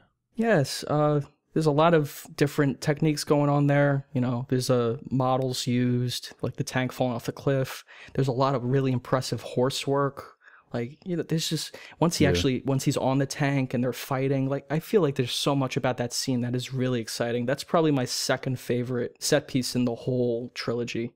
Yeah, I find the way the way it jumps from inside the tank to the outside of the tank and how the different like characters are affecting each other in different action sequences basically, but they're in like the same vehicle. Like the guy in the tank's looking through, he's like looking at Indy through the binoculars, and then Indy like kicks it, and then that like tips him over, so then his dad has a chance to escape. It's the kind of thing we've been talking about with the escalation of action, and does it really well, like when he gets caught on the gun and he's being dragged up against the side of the edge. It is a really good sequence, that one.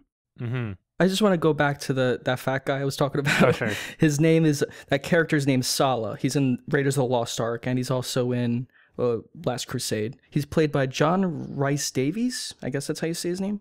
John Rhys Davies. Correct me if I'm wrong, please, guys, in the comments. It's Cayula.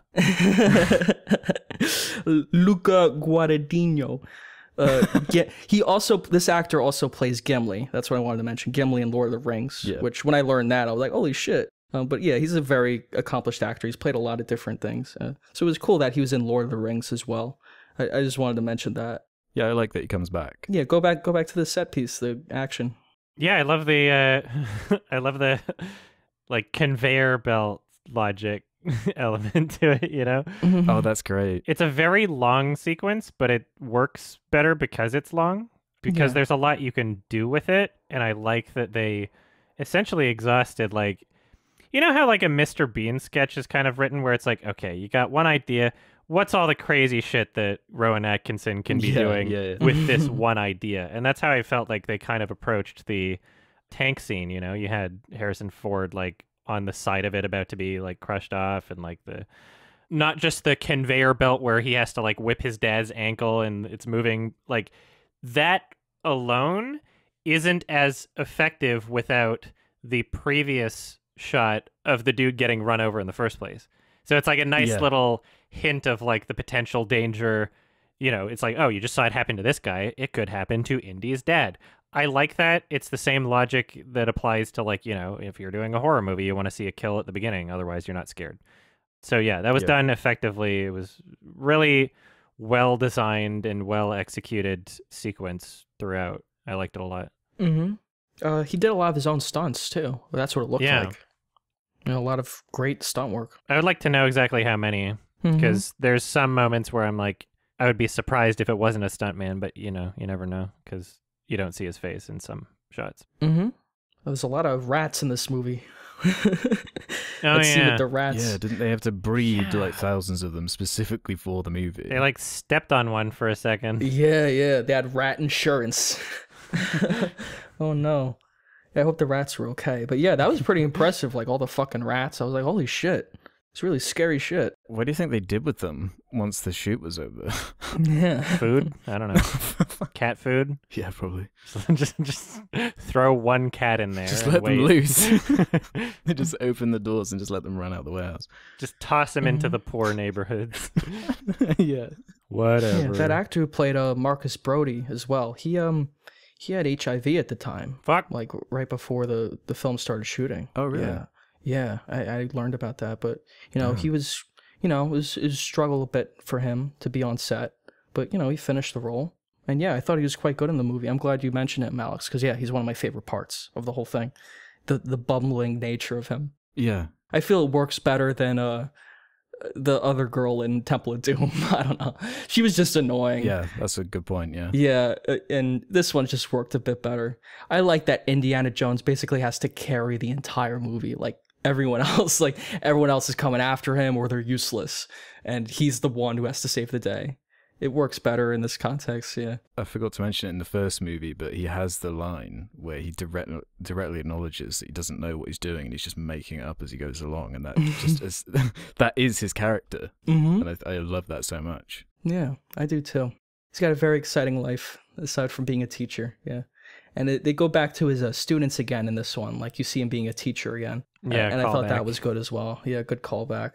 You know, I guess a lot of this film, like, stems if you like the first film or not, or if you like those references. Because I really like the callbacks and all that stuff. I think it's clever, and I feel like in the context of this film, it works really well. I agree, yeah. I don't know if it was as common to do it at that time, but actually, Temple of Doom does have some callbacks, too. Because there's this scene where, right before the bridge scene, there's like the two swordsmen, and Indiana Jones, of course, wants to shoot them like he did the last time in Raiders of the Lost Ark, but he doesn't have his gun this time, so he has to fight them. Like, that was a great callback too. I feel all of these films have callbacks to each other. This one definitely has the most callbacks to Raiders of the Lost Ark, though. There's like 10 in the first 5 minutes. Yeah, these movies feel the most like together. Temple of Doom feels like it's not even part of these. It's so separate. It's the interesting child. Sure. Again, going back to Nazis again, and very similar tone, similar setting. I don't know, because on the subject of callbacks, within the flashback of, like, you know, young Indy, the amount of, I guess, notable character traits of Indy that they felt they had to explain was a bit much for me, in a way where it's like, if we were all watching a sequel or whatever for like a film that we love today, if we saw an opening scene where they're like, and this is why he wears a hat, and this is why he's scared of snakes, and this is why his name is Indy. Like, haven't we criticized that exact same kind of thing? Like, didn't they do that with one of the Star Wars movies where it's like Obi-Wan, what was his fucking like they was like, oh, we just have to explain his name. They did it with Han Solo. Yeah, Solo, like, yeah, Solo, blah blah blah. It's like it's a little bit cringe for me. I feel like these are going for very different tones. This film is very over the top and campy. I like that stuff. I think it's funny. Yeah, it's not as like explicitly campy as the second one. In Solo, it doesn't work because that movie looks like a war film. It just looks so brown and disgusting. That film is horribly unfunny and just boring. This movie's going for something way more lighter and fun and goofy. Like what the way you enjoyed Temple of Doom for being really goofy. Yeah. Even though it's like super violent, over the top. Like I love that shit too. But I like that they explain everything in this over the top way. I don't know. It doesn't, and it's not even these character traits are that important. Like it's just his hat. They're just the only things you could note about the character. It's all you really. have for Indiana Jones, right? Because there's really nothing to him. He's a guy who's a teacher, and then he goes out and finds treasure with a hat and a whip. And it feels like this trilogy is so perfectly wrapped up. I feel like I know everything I need to know about Indiana Jones, even where he got the whip and even where he got the hat, like all that stuff. I like having a conclusion, all that. Every question mark. Like, I guess that shit doesn't matter, but it's funny. Like, I like learning all that stuff. Every single thing that's defined his entire adult existence culminated within a 5-minute span. Whereas like in one sequence, he's like, "Oh fuck, these are just everything that is gonna define me for the rest of my life." Scared of snakes, whip hat. Like I found all this shit in like 5 minutes. I find it funny that it's like he's like so not scared of snakes, like at the very beginning, where he's like, "See, it's just a snake," and just like picks one up, and then because he like fell into snakes, it's like, damn, like instantly terrified of snakes forever. But it's like he's not scared a lot. He fell into like the lion thing too. I don't know. He doesn't have a lion phobia as far as we know. That lion seemed a bit more intimidating than the fucking snakes. But yeah, true. Whatever. I like the opening of the movie too. So I just wanted to mention the opening shot where it's like the Paramount logo and then it fades into the rock face. Like I thought that was clever too. I like that. It was like a great little detail. I think it's very memorable and only in this movie. I find the Mr. Bean comment really funny because I think it actually does summarize the Indiana Jones movies quite well. And not in an insulting way. I'm not trying to be insulting. I just mean... Of course. Me neither. I think the way they write the movies is they come up with a concept, a MacGuffin. It's all about the MacGuffin. It's like, what's the MacGuffin for this one? It's the Holy Grail for this one. It's the Ark. It's why the fourth one stumbles so much and why they've struggled to continue it. It's so much about what's the setting? What has this character done so far? What are the set pieces we can think up of that to do with the MacGuffins that we've set in place, and how do we fulfill that in a story? I think the trilogy is perfect for the character. It's stretched about as much as it can do. There's not much more you can do. It feels very complete and suitable for what they're doing. I just need to get into Skull soon because it's driving me crazy not being able to talk about it. Yeah. He like turns into Kraft Punk at the end of this movie. He cannot die anymore. Well, that's one of his lines. He's like, "Did you know I cannot die?" Sorry, that was a little bit of a reference, but yeah, the whole immortality thing was interesting. I love how immediately they solidify how fucking stupid the female lead is in this movie. Don't cross the seal, but I want to. And then it's like, "Oh, I can't hold, I'm holding on to your one glove. Maybe if you want to live, give me your other hand." No. And just falls to her death. Okay. I like the girl in this movie. Yeah, she's a bit dumb. I mean, yeah. Yeah. I don't know. This film works for me. It works so well. I feel it's just as good as Raiders. Maybe slightly better, cause that, I don't know, the tone, everything about this movie. Like, I would show this one the most to people, just because I feel it's the most watchable. It's just really fun. There's nothing like context-wise you have to explain. Like, oh yeah, if you're fine with like the child slavery and all that, like it's just like really fun. Like, yeah, there's some Nazis, but it's not nearly as over the top as the first one, I don't think. Yeah, the Hitler joke was kind of funny. The Hitler thing is just like hilarious. Like, to be upset about that, like, come on, it's fucking like, it's so stupid. It's so stupid, that scene. It's so ridiculous. It's fun. I love that moment. It was really funny. Overall, I think this is like the strongest one. I guess it's interesting we all have a different favorite, right? I guess that says a lot about this trilogy. You know, Adam's Temple of Doom, Alex, yours is Raiders, and then mine's Last Crusade. It shows like which one, like they all have elements that work for certain people, and I don't know. They cater to different things, don't they?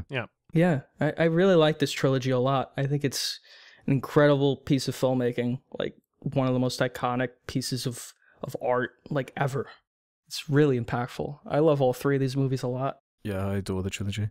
I mean, they're not deep movies. You said it earlier. They are going for the pulpy fun, and the action is what is important. I feel like for what they are, it's as good as you can do. Like, these are really great, really exciting, high production value, lots of practical stunts and sets, and really inspired settings. Like you said, it feels like they really think out the action sequences almost the way a comedian would think out like his comedy bit or like a skit, like a comedy skit. Yeah, it's like really, there's moments that are really funny within the action scenes because they're so like clever. Like the music would cut off, dun dun dun, and he'd like fall off and hang off the side of the tank, and you know, like oh shit.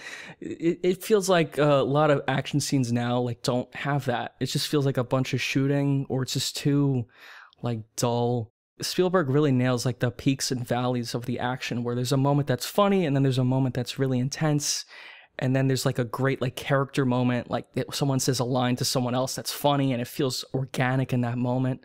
I don't know how he does it. It's really well done. I love these movies. Sorry to keep saying it. But... Yeah, no, I just like just going off the balancing act the movie goes through. I do like the balance of the action scenes and then sneaking in the trials where he's using his brain to solve problems. He's not just about punching. He does a lot of punching, but he's a dork at the end of the day. I love that he's like a historian at heart, and he gets giddy at the idea of history. Yeah. Like, unlike James Bond, where it's like a spy and everyone's like wants to be him, and it's like glorifying something not that relatable, whereas Indy's so pure in what he's going for. I think that's what a lot of people connect to. He's a teacher. He likes history. Yeah. It belongs in a museum. We could all like history. Last Crusade, if I was going to rate it, I don't know about you guys, I'd give it a 9 out of 10. I'm just a smidge under. I'd give this the same as Temple of Doom, I think. 4-star for me. Yeah, they both have kind of what the other one doesn't for me, whereas the comedy and the tone's really consistent in the third movie, but the action isn't quite what I get from the second movie, so I feel they're about on par. Yeah. Love the set pieces, except the ones with really shitty green screen, of which there are quite a few. Plot-wise, take it or leave it. It was like the first movie, but different also at the same time. All right. 5 out of 10. Sorry, everybody. I like the way all three of these films wrap up, too, when it comes to the artifact. Like, it's very different. Like, in the first film, they put it in a museum or some kind of Area 51 kind of place. Actually, it is Area 51. Yeah. Kingdom of the Crystal Skull confirms it. Then the second film, he returns the stone back to the village, and, you know, they live peacefully, like, oh, we have our stone back, we're going to grow crops and water. And then this film, they let the Holy Grail go. They let go of eternal life. And I feel like that was a great character moment too. Like Sean Connery is the one actually who says, give it up, even though he's been chasing his whole life, like trying to find this thing. Yeah. I guess more for him was like, he got to at least see it and meet the guy, you know, the guy who looks like Monty Python, the Monty Python character. Yeah. It also provides a good end for the villain. I just like that all three of these films wrap it up differently. And it makes it clear that Indiana Jones is not the kind of guy who just wants the power. He just wants the adventure. And he'll figure it out after. I don't know. When 3 has the huge stakes of it's the similar stakes of the first movie where the Nazis will like destroy the world if they get hold of the power. So yeah, that's true as well. Yeah, the stakes are pretty high. They were gonna like make their army invincible, right? Like yeah, that's pretty messed up. Quite good. Glad we all liked Last Crusade. You ready to shit on the fourth film a little? Ready spaghetti. So, I guess, like, how many fucking years later? Like 20, 30 years later? Yeah, like, I don't even know. Just about like 2008. Oh my fucking God. 2008 years later. Indiana Jones and the Kingdom of the Crystal Skull. So, it's Cold War this time. He's dealing with, communists and whatever. He's dealing with, like, Vietnam protests or some shit. No, not Vietnam, I'm sorry. There's like protests going on about communism or something. And basically Indiana Jones has to, He finds a crystal skull in Area 51 because Cate Blanchett forced him to. And the crystal skull is some kind of alien that is going to lead them to a UFO that will give them some kind of knowledge or power to use telekinesis to manipulate people's thoughts. And I'm not sure how they could utilize this to like do anything, you know? like I'm not sure. She says it very ominously. I guess she wants infinite knowledge or something, Cate Blanchett, and I don't know. This film just confuses me. Well, she was gonna like turn her enemies into allies without them realizing it or something. Yeah, this film it just confuses me. There's so many elements, and I don't even think this is terrible, but there's just a lot about it that's just like, why did they do that? There's even a moment that I literally don't even understand, no matter how many times I see it, where like Shia LaBeouf and Harrison Ford are in the car. They're like in a van, like held captive. They beat a guy up, they take his knife, and they're trying to cut themselves loose. And then there's like this rip sound effect. And I'm like, so did he like rip his pants, or did the knife like go in his pants? Like, I still don't understand what the fuck that scene was. Like, I still don't. Like, I think that was the intention, was that he like cut through his pants. Yeah, but that wasn't funny. It was like, I'm like, did he cut through his jacket? Like, they didn't even show it. It was just confusing, and there's so many elements to this movie. The fact that they included aliens, I don't know. Yeah. Like, I'm just like, why did they go this route? I get you want to take some risks, but there's a lot about this movie that I just didn't enjoy. It's just didn't feel like Indiana Jones. This is the worst one for sure. Mm-hmm. I don't really understand it was aliens criticism. Like, I have issues with how they used it and how much they treated it like, oh yeah, we're just going to blue ball you until it's a reveal, and this is what the reveal is. Like, that's stupid. But aliens, them just being in the movie, I hear that criticism a lot. I don't really understand, because, like, I don't know, didn't we have a fucking dude waiting 700 years in a cave to give people immortality in the previous film? Like, I don't know. It doesn't feel like that out there comparatively. It's the implementation. It's like leaning towards science fiction, though, with this. And I think it's more the way it was executed. Like, if we hadn't actually seen the aliens, and if it was just a crystal skull that kind of manipulated people, or you could use it to kind of control a population, I'd be like, wow, okay, that's interesting.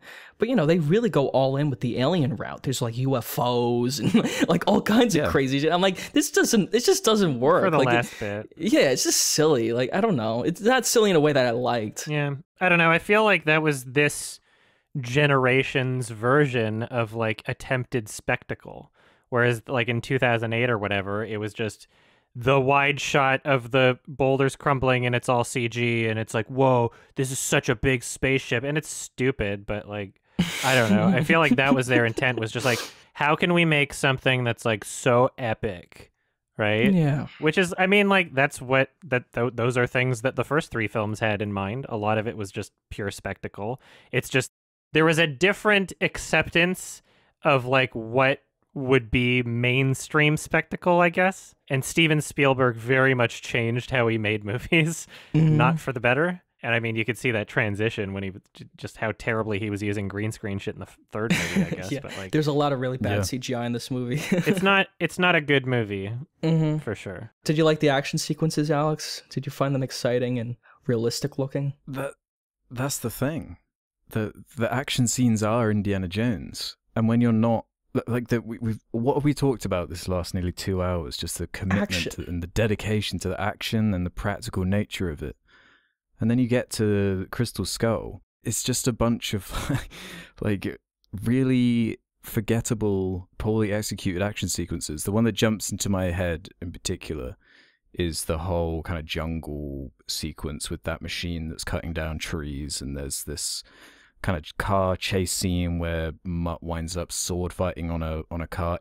They're trying to create a scene that's got the same elements at play that the plane scene from Raiders has, but in the execution of it, in the way the just the awful like green screen stuff, the visual effects work. It looks terrible. It looks so aged, so bad, and it is just flexing the visual effects of the time. But this is such a early 2000s like flexing CG thing, where all these big movies from that time were trying to push the boundaries of CG, and it would have been good in 2008. But the problem is, unlike those original movies, it gets worse with time because the technology improves so quickly. Yeah, it's not like a couple of shots of green screen. Yeah, like the other films. This is like whole sequences with tons of CGI. Shia LaBeouf swinging with monkeys and no restraint. I just thought it looked terrible. Yeah, I just couldn't get into it at all. It reminded me more of King Kong 2005 than it did of Indiana Jones movies. Yeah, yeah. No, I kept thinking about that too. King Kong had a character in that film at least, you know? This film, I couldn't get into the action, and I was really trying. Like that jungle scene you're talking about. I guess at first I liked it once they were like just driving the car, and I guess they shoot a rocket at like just like this ridiculous contraption that's cutting down the forest. Like I've never fucking seen anything like that before in my life. And it's like going, and then they shoot it, and then like the blade comes out and like smashes the car. I'm like, oh, that was cool. But then, like you said, how they explore every different way the action scene can go. They go too far with it. They try to use CGI, like Shia LaBeouf, flipping between like cars and fencing, and he's like his nuts are getting hit by CGI like twigs, and it's just so fucking dumb. It's so overdone. This is too much going on. You can't even like comprehend what the hell is even supposed to be happening. And that's like toward the second or third act of the film. That for me, that's when it really falls apart.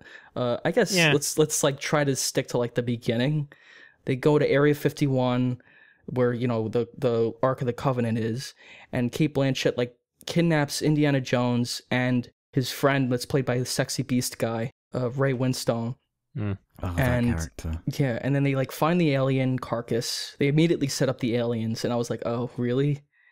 And then from there, it just becomes dumb action, Harrison Ford, he's fucking old. I'm sorry, like he's old.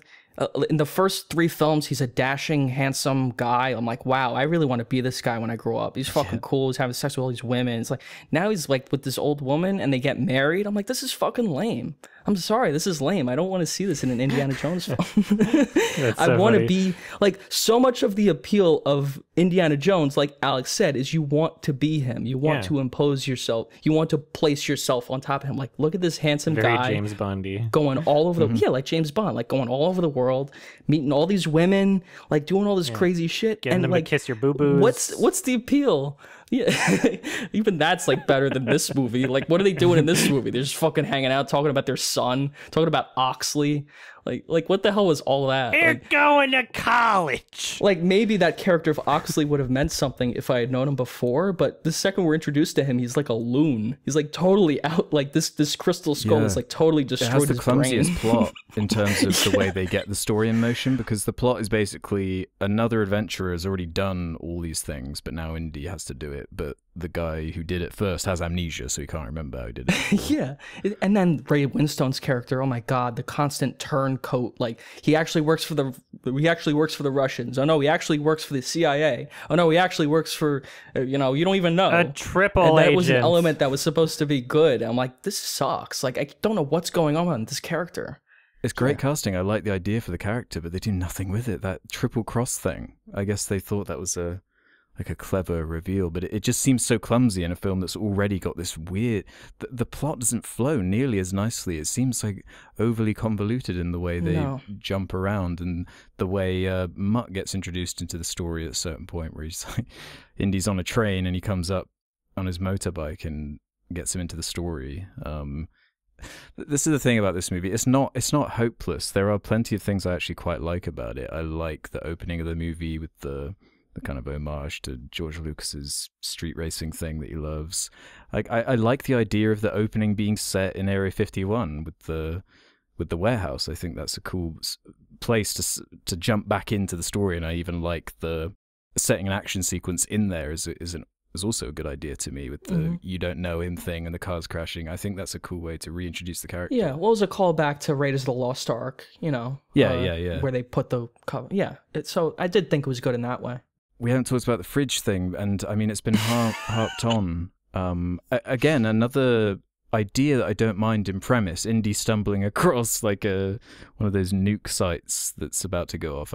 It's like it's fun imagery. It's and it fits in fun. with the kind of Roswell. Yeah, the the Cold War stuff, the nuke stuff. I like all that, but it's the resolution to it. It's a good idea, but it's where they go with it. The fridge thing and him flying miles in the air and going to the extra effort of showing the fridge bouncing like down like the hill and then showing the car. It looks bad CG-wise. It does look bad. Yeah. I think that was my issue with it. I don't know, but like, didn't they fucking like fall out of a fucking airplane with a dinghy and like in the other movie? Like, Yeah, I don't know. Find that kind of stupid as well. Yeah, that's the movie you like. That's Temple of Doom. I criticized that movie for it too. I Okay. thought that was silly as hell. Yeah, I don't like that in that movie either. There's silliness. I don't know. It was definitely the visual effects that bothered me. I would never criticize these movies too much for being silly. I mean, they're definitely supposed to be silly. Yeah. That moment should have killed him. That moment was like ridiculous. Yeah. Maybe it is an execution thing. Maybe if it just it didn't show the fridge like flying miles through the air. Yeah, no, and then it was like these bouncing. loud bangs. It is just pushing it a bit too far. There is such a delicate balance with these kind of pulpy movies where like it's razor thin the edge of your belief in what's going on, and that fridge thing just destroys it for me. Yeah, that's so weird for me. A lot of people say it though. So Yeah, I'm watching it. I'm kind of enjoying it. But there's something about that fridge thing where because it doesn't even feel like that necessary, and they seem so proud of it after the moment. They keep saying, Indy keeps quipping about how he survived the fridge. Yeah, I survived the nuclear blast. And so, well, yeah, it's like a gag, really. I don't Yeah, know. It's not yeah. supposed to be taken seriously. That's clear, but Yeah, this is a very silly moment. yeah. I will say though, although we're criticizing the opening and like all this stuff at the beginning, I do think the first act, like the first hour of this film mostly, was solid. Like I thought that's definitely the best part of the film. Like I was into the mystery. I was like, okay, there's some kind of alien thing. We didn't quite see the UFOs yet. It wasn't getting too silly. We still like somewhat practical stuff. Like I like the opening of the opening action scene where like Indiana Jones is using his whip and then he falls onto the car. He's like, damn, I thought that was closer. It's kind of showing he lost his edge a bit. Like I'm like, okay, so they're acknowledging he's a little old. Like he's a little, not as into it as he used to be. There's some good choreography. Like I really like the shot where he's fighting the Russian guy and he jumps off and he like grabs a chain and kicks him through a window. I'm like, oh, that was a really cool shot. Lots of good stunt work. Then it gets into like him teaching again and he meets Mutt. And there's like I think it's a great action scene where he's on like the bike and yeah, that was fun. They're going through the library. Yeah, that was really fun. It's a lot of practical stuff. And it was very simple. It was very simple. Like, wow, it's going back to the trademark of this series, like just practical action, like really well done. You get a good sense of the period in that scene as well. Like that's why I mentioned the protests and all that stuff. Like it felt like they utilized every like route they could go with that scene in a really clever way. And then like once they get into the jungle and all that shit, it becomes really CGI heavy. It really gets into the alien stuff. There's too many characters. Like I like Cate Blanchett in the film, but it's just so unclear what she's trying to do. Like she has this skull. She wants some kind of mind control over people. I get it's some kind of like Red Scare allegory, like wanting to control people's minds or like making people paranoid or something. I guess that's what they're going for. Yeah. But it's just it's so weird. It's so confusing how it's presented. Yeah. And it's not clear. Like, these are stupid adventure movies. I feel like the first three are very clear in how they're presenting these things. And this one's just goofy. I don't know. The first three films, I didn't give a single fuck about, like, the overarching goals. I really, the fucking cup or whatever. Yeah, okay, like, this is like a single, not giving a single fuck, but yeah, like, those felt organic. Like, the Ark of the Covenant, the stone and Temple of Doom. They were just irrelevant to me. I was just there for, like, the action set pieces. The Holy Grail. Like, I don't know. Those didn't distract me. I'm like, these things have history. These things are real. Like, they had just, like, paintings. They've been written about for decades. They have real religious significance.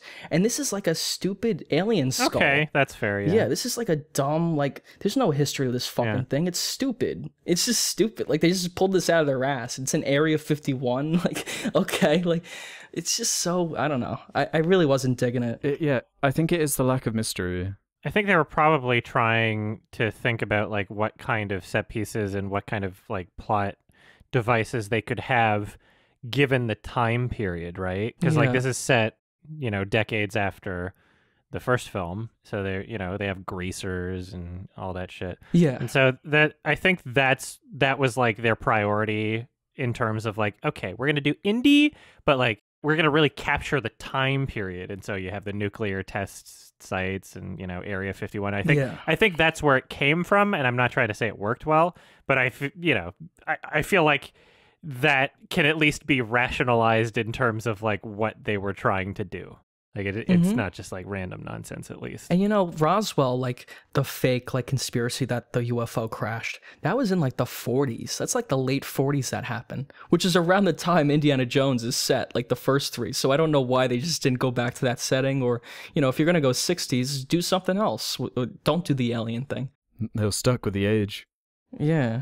Oh yeah, it is well, no, the first indie film was like the 30s. Oh, yeah? Well, Nazis were like the 40s, right? 30s, 40s. I thought I read on the wiki, unless that was just... whatever, fuck it. I'm not even going to bother to fact check. Yeah, fuck it. But I mean, I think it's very illuminating that even Steven Spielberg himself admitted that he never liked the MacGuffin of the movie. And that's the director of the movie in Empire magazine in October 2011. He said... It was George Lucas's idea, and Spielberg only put it in the movie because of his friendship with Lucas. He said in the interview, "I'm loyal to my best friend. When he writes a story he believes in, even if I don't believe in it, I'm going to shoot the movie the way George envisaged it." Mm-hmm. And I mean, clearly your heart's not going to be in it if you don't agree with the story and the angle that it's coming from. I just find that so strange. It's just loyalty to your friend. Like, that's all. That's all that's keeping him going. Another illuminating point is this one. Harrison Ford was adamant that he got to wield Indiana's famous whip. Paramount executives wanted the weapon to be computer-generated because of the new movie safety rules, but Ford branded the rule ridiculous. And this kind of goes back to this idea where the 80s movies, they are like time capsules. Mm-hmm. We're not going to get action movies quite like that again. So getting this 2008 Indiana Jones movie, it feels torn between worlds. Like it doesn't feel like it should exist, like it needed to exist. Like we said earlier, the story was over. You know, bringing back Marion's an okay idea for it, but we already had the ending. Like it doesn't... Having him getting married at the end and teasing Mutt as if he's going to be the next Indy... There's something not very satisfying about that. Psych! Yeah, because that's another thing too. Even Shia LaBeouf publicly shit-talked the movie. That's funny. Which like personally upset Steven Spielberg, and Harrison Ford called him a fucking idiot for publicly lambasting the movie. Well, he was just plagiarizing somebody else shit-talking the movie, so whatever. Oh yeah? What did he say? Do you know exactly? No, he's just a known plagiarist. He's a fucking jerk. Yeah, he's a dumbass. Fuck Shia LaBeouf. He sucks in this movie. He's fucking terrible. What's funny is, like, there are some movies that I think he's like pretty good. Like, he was good in Pieces of a Woman, but there's still like every single movie, even the ones that I think he's good in, there's still like some scene or some moment where it's like you almost had a consistent accent and then you didn't. Yeah. Every single movie I ever watch him in. To me, he seems like a guy who's passionate about his craft. He seems like he's a guy who's passionate about being a dipshit. Sorry. Like, he wants to be a good actor. And there's like moments in this where he's like fine. Like, I actually like the scene a lot where they get that greaser scene. Like when he's in the bar with Harrison Ford. Like, that's a really good scene. I actually like that a lot. Most part he's overacting. He's like playing it up too much. He doesn't have the charisma of Harrison Ford. Like, there's no way you can even capture that level of... Like, even Harrison Ford, as an older man, he still has his moments in this that are really funny. I don't know. I don't know who else you could get Indiana Jones. I don't know who else you can get to play that character. There's such a bad scene in this movie that bothers me so much every time. One scene? Just one in particular. And it's the sand scene where they're sinking in the sand. And, so lame. It looks like a really bad soundstage, and you don't say. It's like based around this gag where like a python thing comes in, and he's got to grab the python, and the gag. It's the only rope. Yeah, and then this like fake ass snake Indy's holding onto, and it's like stretching and pulling. It doesn't. It looks work. so fake, and then they just throw it into like the forest. Like, bye bye. Oh, fuck that thing. That was terrible. And that sound design in that scene, like the bubbles, and Yeah, you're right. It looks so fake. It felt so fake. And that scene is pointless. Like, once they get out, they get captured by the commies again, and that's the end of it. Like, they just get, and it moves on to the next scene. Like, that scene was so pointless. It was just to introduce that Mutt was his son. That was the point of the scene. You're right. Yeah, that was the only point of the scene. Part-time. Yeah, I'm glad we mentioned that as well. That's like in the trailer, they use a better take of it. And that's like it memed the shit out of it. The Red Letter Media review mentions it, but literally when he said that, I was thinking the exact same thing. I'm like, I remember that line in the trailer, and it was really cool. And then in the movie, they used like this part-time. Like, it's terrible. I'm like, why did they use that take? It sounds so bad. There's so many confusing choices. It makes that moment funny, at least. Yeah. Like, I can't even watch this movie seriously, you know, because there's so many parts that are like, it just takes me out of it. Like that, the fridge. Like CG ants, CG scorpions. It looks like you just brought a knife to a gunfight. Yeah, all the CGI animals really took me out of it. They use those rats in Last Crusade. I was like, that got a genuine disgust out of me. I was like, rats. And now, like, movies now, they wouldn't even do that, of course. Like, it's very cruel. I guess you shouldn't do that to rats. I mean, whatever. Yeah. But they should use CGI rats now. But, it removes kind of the impact. I guess if the CGI rats look real, I wouldn't mind, but they look fake. There's no rats in this movie. The monkeys look fake. Gophers, and the ants look fake. The monkeys, and the gophers. The movie starts with a CGI gopher. I'm like, what the fuck is this? Like, compare that to the opening of the other film. Yeah, I was getting like real G-Force vibes. It looked like G-Force. Does that mean? Why was there such a commitment to that gopher thing? Because it's a funny gag, apparently. And then again, establishing the setting in a way that wasn't really organic to the story. It was just like these teenagers riding along, these like commies driving the car to the army base. And it's like, okay, so what does this have to do with anything? I get it setting up the setting. I get the credits sequence, but it's just not, like I'm not learning anything. This is such fluff. If I looked away from the TV for 2 minutes and looked back, I wouldn't get any less or more out of the story. It's the same shit. I don't know. There's so much about this film that feels like it's just a waste. Mm-hmm. I feel like his heart wasn't really in this, Spielberg. Or Harrison Ford. Mm-hmm. The first, 10, 15 minutes of the movie, Harrison Ford looked like he was, falling asleep. He kind of got into it at a certain point, but, it was so jarring watching, the first part of the film was holy shit, you're not even there, emotionally. Or There's a quote here saying Spielberg did not shoot the movie in digital format, which his friends like George Lucas were doing at the time. And in his words, it looks like it was shot 3 years after Indiana Jones and the Last Crusade. You'd never know there were 20 years between shooting. Lol. It's just not true, is it? Curb Your Enthusiasm theme. I think the film looks really bad, even when it's not CGI heavy. Like the glowing and it just doesn't look good to me. I think it's the worst looking film. Yeah, it does. The glowing does look really annoying. The color palette. Yeah, it's just not necessary. Just distracting. Which is weird because you can artificially create something in a computer, right? Why would you not want to match the color palettes of the original films, with how the green of the environment? It's such a different green, than the other films, right? And that weird yellow glow shit. Why would you color it that way? You have to be consciously aware that you're doing it in a way that's not like the other films, right? I don't know. I feel the real statement this film should have made is having practical action, utilizing as much practical effects as possible, because that's what made the first 3 work, and that's what they were paying homage to. The original, the Flash Gordon kind of things, that kind of stuff. To have it so CGI heavy, I think that really took me out of it. Yeah. And if they make another Indiana Jones film, I believe they're planning one. I hope they go more the route of, get a younger actor and use practical action. Have him do his own stunts. I like the stunt work and I like the shooting. I feel like it's not that high of a bar, really. You have the characters, you have the setting.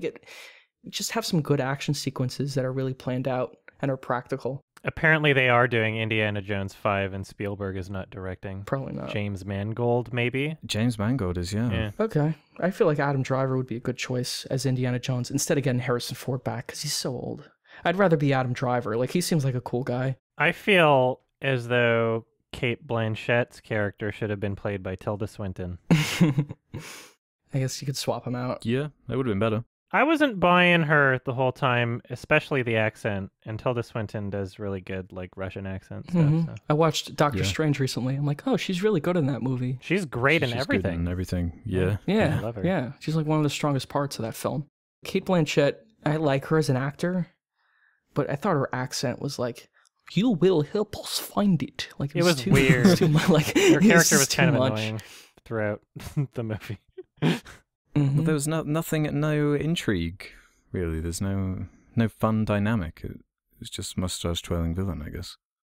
Femme fatale. There's too many characters, you know? Like, Harrison Ford doesn't have many moments with just, like, one character. Like, he's with Mutt for a little while, and I'm like, oh, their dynamic could work, but then it's hijacked by Oxley, and then Marion comes in, and Kate Blanchett, and Ray Winstone, and it's like all these fucking guys, like, and they all have their own scene. It's like, okay, I'm not, you know, there's nothing, I don't know, it's just nothing grabbing me about this film. How did you feel about Marion coming back and the way she's implemented? I mean, she's an old lady now. She was hot in the first one.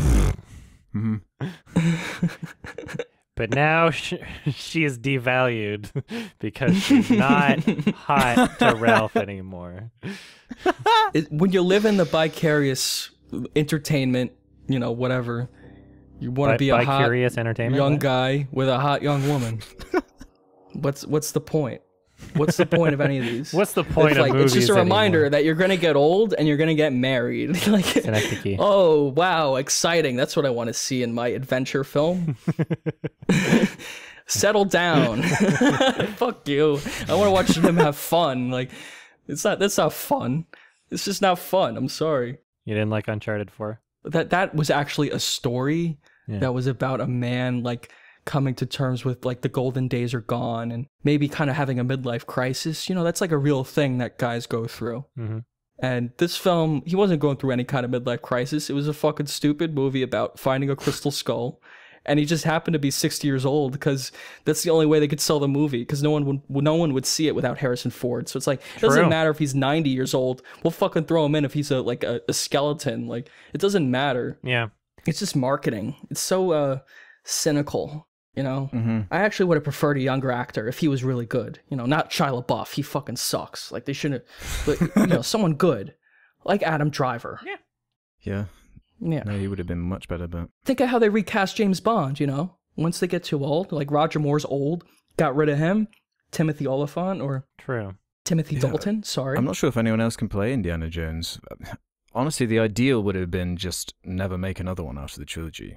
That would have been the ideal, but obviously that can't be done. You know, money. They should make Indiana Jones 5, and this time he's actually in space with the aliens. I think that would work.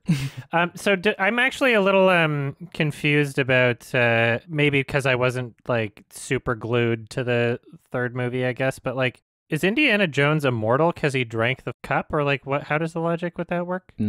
No, they explain it in the third movie. Yeah, I must have not paid attention to that part. The night guy explains it, that there's like a restriction that you have to stay there within the realms of the tomb if you want to be immortal. That's the catch-22 of it. Okay. I really wanted to mention this as well.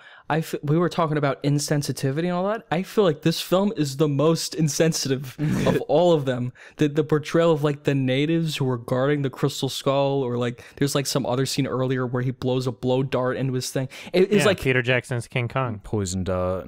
Yeah, it was like Peter Jackson's King Kong. No development. They're just like savages who they come out of the walls. They've been sitting here for 1,000 years guarding the skull. It's so underdeveloped. I'm like, who are these people? Like, what's going on here? And it's taken more seriously. Like, there's supposed to be more of, like, an unironic fear element to it instead of, like, something campy. And there's nothing going on with them.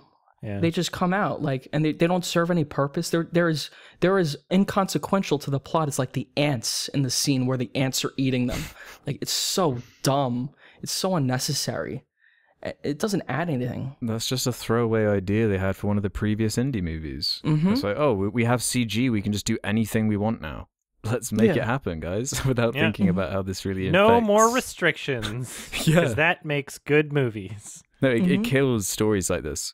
That final was not the final shot. One of the ending moments where Indy's kind of standing with the wide shot of the UFO coming out of the Mayan temple. it seemed to me like that was what they'd built the whole story around, was that one image. It's like, yep, that's going to be our movie, and we've just got to clumsily get to this point, and that will somehow be the payoff, that Indiana Jones sees a UFO. And to me, it's just, yeah, it's just going back to the jumping the shark thing. It's been colloquially kind of changed the jump the shark thing to the nuke the fridge, because so many people are so disappointed by it. I've actually heard that a few times. People say nuke the fridge. Mm-hmm. That's hilarious. Yeah, so it's great. Yeah, you're totally right. And it's just an easy thing to point to just boil down. That's just the moment the movie dies for me in terms of any serious investment. For me, it really falls apart once they get to the jungle. The quicksand scene, actually, I think that's a great point, because the quicksand scene, and then right after that's the car chase. Yeah. And if the quicksand scene wasn't there, it literally wouldn't matter. It would be the exact same movie. Like, if, yeah. You know, That's real bad, that stuff. Real bad. they just needed to throw in a line where, like, oh yeah, Mutt's your son. Like, the whole movie was, like, kind of bad, but I wasn't, like, super bored throughout until it started, like, trying to wrap itself up at the end, and somehow also decided it would take forever to do it. Where it was like, Yeah. This is where you're supposed to be getting to, like, the reveal, but it's treating it as though, like, there's more exposition still. Like, the action scenes are done, pretty much. And it's like, at the end of the movie, it's taking fucking forever. I'm like, just fucking show the aliens. like I was getting kind of impatient at the end of it. And what was with the throwaway line John Hurt has, where he's like, "Oh, they're not really aliens; they're interdimensional beings," and it's like, they're still what aliens. does that It's matter? a UFO coming out. Yeah, Who gives a shit? Yeah. There's like barely any dialogue about the other artifacts, like the Holy Grail. They're like, yeah, it makes your life eternal. Like, that's it. yeah. It's like they felt the need to over-explain it. Yeah, There aren't whole scenes where, like, yeah, look at the Holy Grail. they overcomplicated it. Look what it. Yeah, they do. The Crystal Skull. I guess that's the controversial element, right? That is the MacGuffin of this movie. See, I've got no problem with the crystal skull, but it's like, when at the end of the movie you've got like all these crystal skeletons zooming and exploding into each other, and then this CG alien like tilts forward into the camera, and he's like looking. The Kate Blanchett like blows up into It's just sparkles. too much. Yeah, it's like, Did they come release on. it in They 3D? might I have, don't know. you know. I think they genuinely might have. Yeah, because it seems like one of those shots. It was before Avatar 2009. You know, that's when all Yeah. that took off. Like, once Avatar made money. They were really trying to push 3D at that point. Yeah, that might have been the start of it. You know, there's a lot of really confusing elements. And you can just completely disregard it. You don't even. Mm-hmm. When you recommended it last episode, you were like, "Yep, the Indiana Jones trilogy." You can just completely ignore the fourth one. Yeah, even now, like the trilogy and Kingdom of the Crystal Skull. I was curious. Yeah, I mean, I'm glad you watched it. I had to see it. It's definitely worth a watch. I don't regret watching it. It's just It's not the worst thing I've ever seen or anything. no, it's definitely not the worst thing No. I've ever seen. There are redeemable moments. I like watching Harrison Ford as Indiana Jones again. I mean, I'm a little like, I'm criticizing the wanting to implant yourself on Indiana Jones kind of thing. I feel that's a real criticism to have. Like, why are you casting an old man? Like, that's what makes the first three good. Like, the reason you didn't cast Harrison Ford as an old man in the first three is because you wanted a young guy who looks fucking cool, and he's handsome, and he's dashing, and he's intelligent, and he fucking, like, picks up all these young women, and he shoots Nazis. That's the fucking appeal. Like, I'm not crazy for saying this. I agree with you. That's the appeal. It's not to me. Yeah. That's the general appeal. Like, Yeah. that's the appeal. That's what the audience likes for these kind of things. It was too long. They left it too long. They'd all moved Mhm. on different creative endeavors. Yeah. I think going back to something like this, they were just in the wrong mindset. It was Yeah. the wrong time. Yeah. The technology was, they were going down a path after Yeah. like the prequels and just that side of Mhm. Hollywood. It was just too late. It was gone. Harrison Ford can't do the stunts. He can't do them. I mean, he's too old. It just felt like they weren't fully committed to it. Like they were only working on it part-time.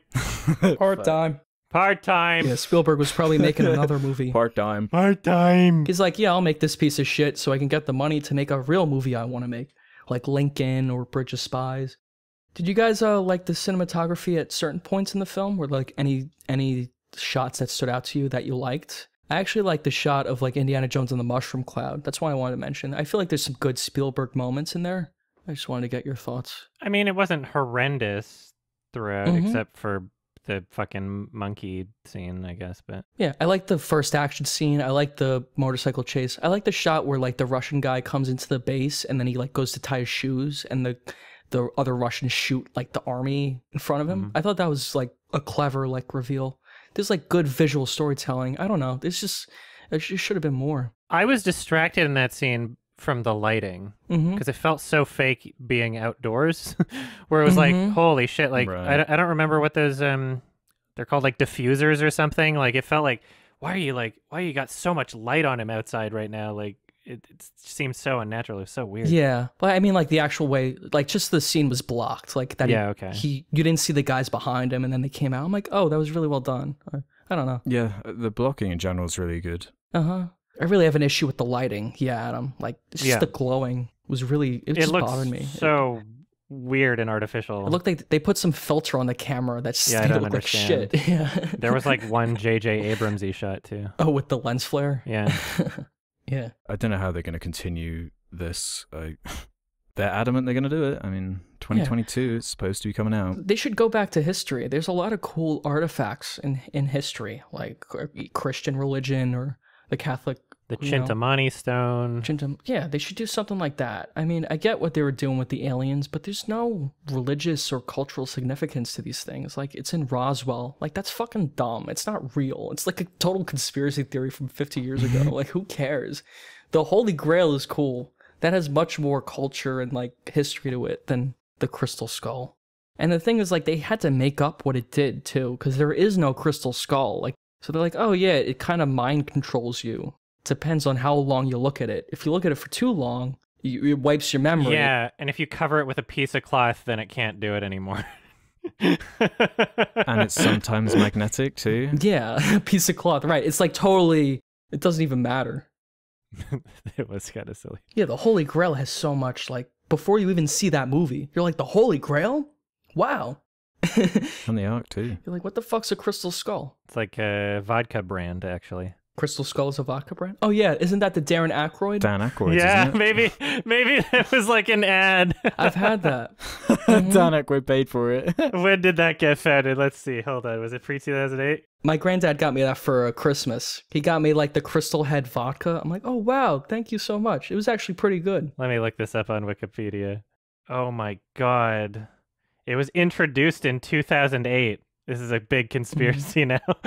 Whoa. Suspicious. Introduced in Southern California in 2007. It was founded and conceived in 2007.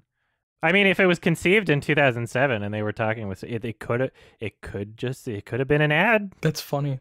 Could have been a secret ad. Yeah. They're not required to like disclose things in the same way as YouTubers. What if Dan Aykroyd saw a trailer for Crystal Skull and had the idea? Oh, maybe. Yeah, maybe he hopped on. Dan Aykroyd thinks the reason aliens haven't communicated with us is because of 9/11. Because of what? Because of 9/11. Or, you know, like aliens like want to communicate with us, but they see like how horrible humanity is. Like we have all these wars and we kill each other. Oh, right. They're having a time. Let's not bug him. It's like, oh my god, he's a fucking crazy man. But his vodka's pretty good. I've had it. You know, maybe those crazy people make really good vodka. His vodka is average and the bottle looks cool. He makes good Ghostbusters movies. I'll say that. I think he's got like a restaurant in Toronto that I went to. Yeah? Is it good? Dan Aykroyd? Yeah, I'm pretty sure. Unless I'm confusing him with somebody else. He's an interesting fellow, Dan Aykroyd. He's probably got a crystal skull somewhere in his house. Oh, more than one. Yeah. I can bet. He's a total nut. I mean, I'd love to talk with him. You'd be a great guest on this podcast. We could talk about this movie with him. Yeah. Yeah, there is a restaurant that he owns in Toronto that I went to. Oh. I'd also want to mention for this film, the score. While it does use the Indiana Jones theme and all that, I like that stuff. There aren't a lot of original compositions in this movie that I thought stood out to me. And even Temple of Doom, like there's like that theme that Mola Ram has, or like there's this choir in it that's like different. Yeah, Temple of Doom music is awesome. Yeah, Short Round's got a theme. I love the score in that film, and there's like these new themes introduced in every single film, except this one. It doesn't really, you know, nothing really stood out to me. Yeah, bland. I think they tried with like, I think the skull does have like a theme, but I couldn't hum it to you. I couldn't really remember it. It's just forgettable. Yeah. I don't think this is... I think it was kind of like that. Oh yeah, that's how it went. This film doesn't work for me, and I really wish it did. Like, I really want it to work for me. I saw this as a kid as well. Nice if it was good. Like, when I saw it as a kid, I'm like, yeah, that was fun. I liked it. I liked the chase scenes. But, you know, growing up, seeing it now, I see, like, the CGI. I see the horrible writing. Like, the references to the other movies that just don't make sense. And I don't know. This film doesn't work for me at all.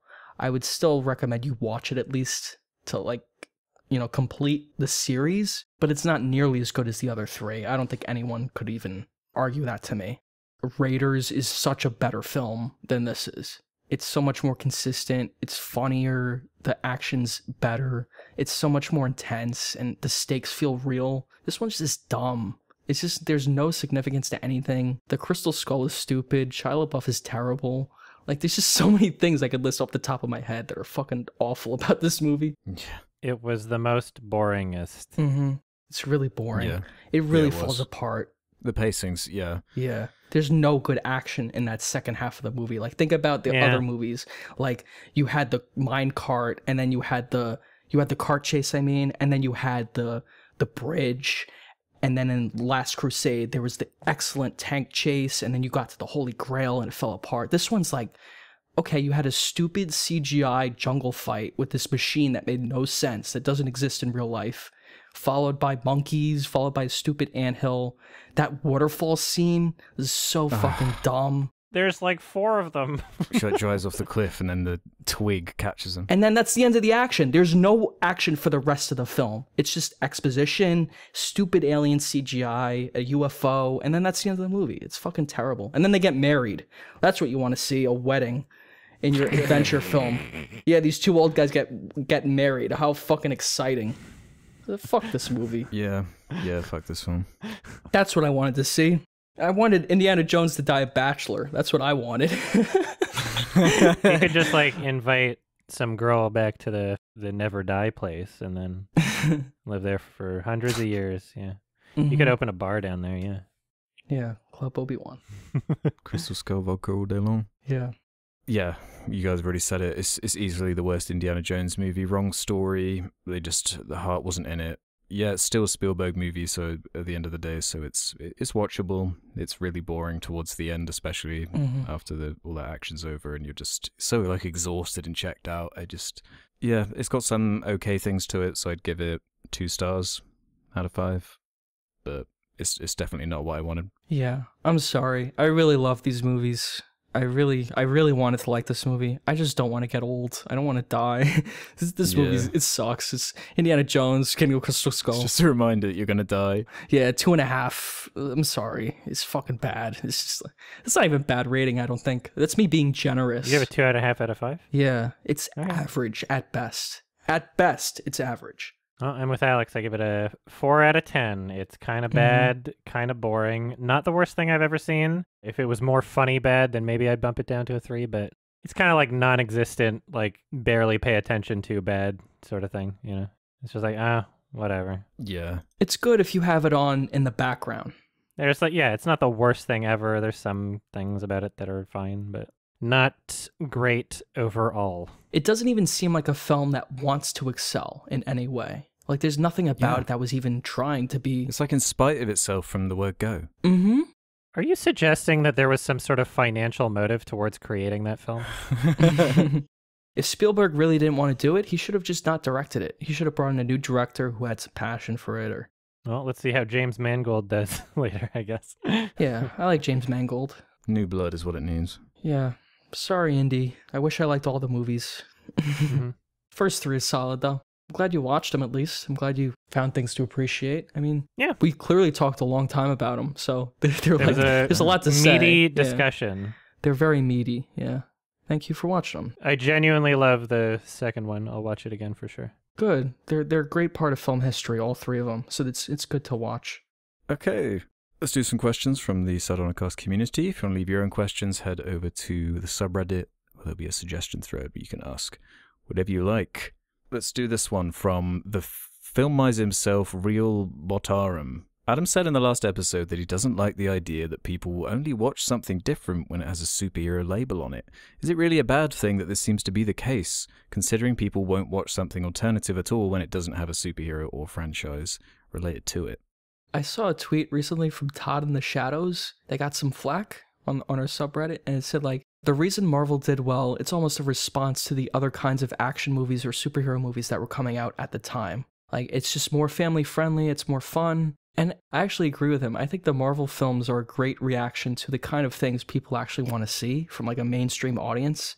Like empowering, characters that you want to be, really exciting action sequences, great special effects, and like solid messages, nothing offensive. And I feel like that's where these superhero films, like the Marvel films, really excel.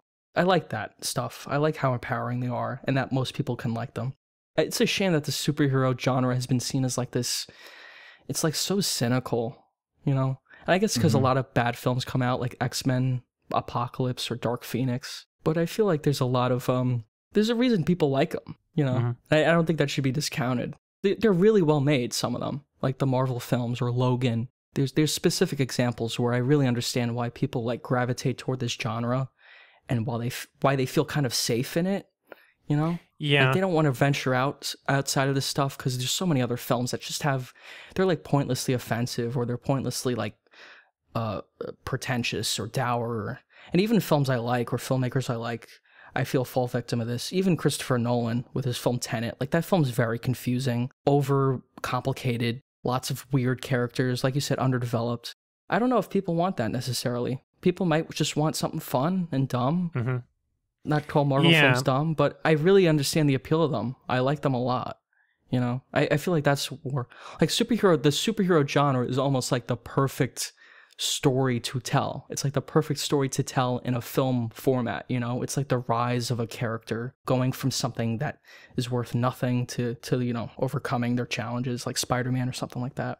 I guess what I should have made more clear when I was going through the editing for the previous episode, I realized I didn't communicate this exactly properly. Mm-hmm. But like the criticism for WandaVision wasn't like, oh yeah, superhero properties shouldn't do different things. It was more like a criticism of like the greater issue of audiences and what projects studios and companies are willing to fund, right? Mm-hmm. So like when I'm complaining about that, it's not like, oh, you should watch what I want to watch, and it's not like you should stay in your lane, superhero movies. That's not really the criticism I was making. It's more just like sure.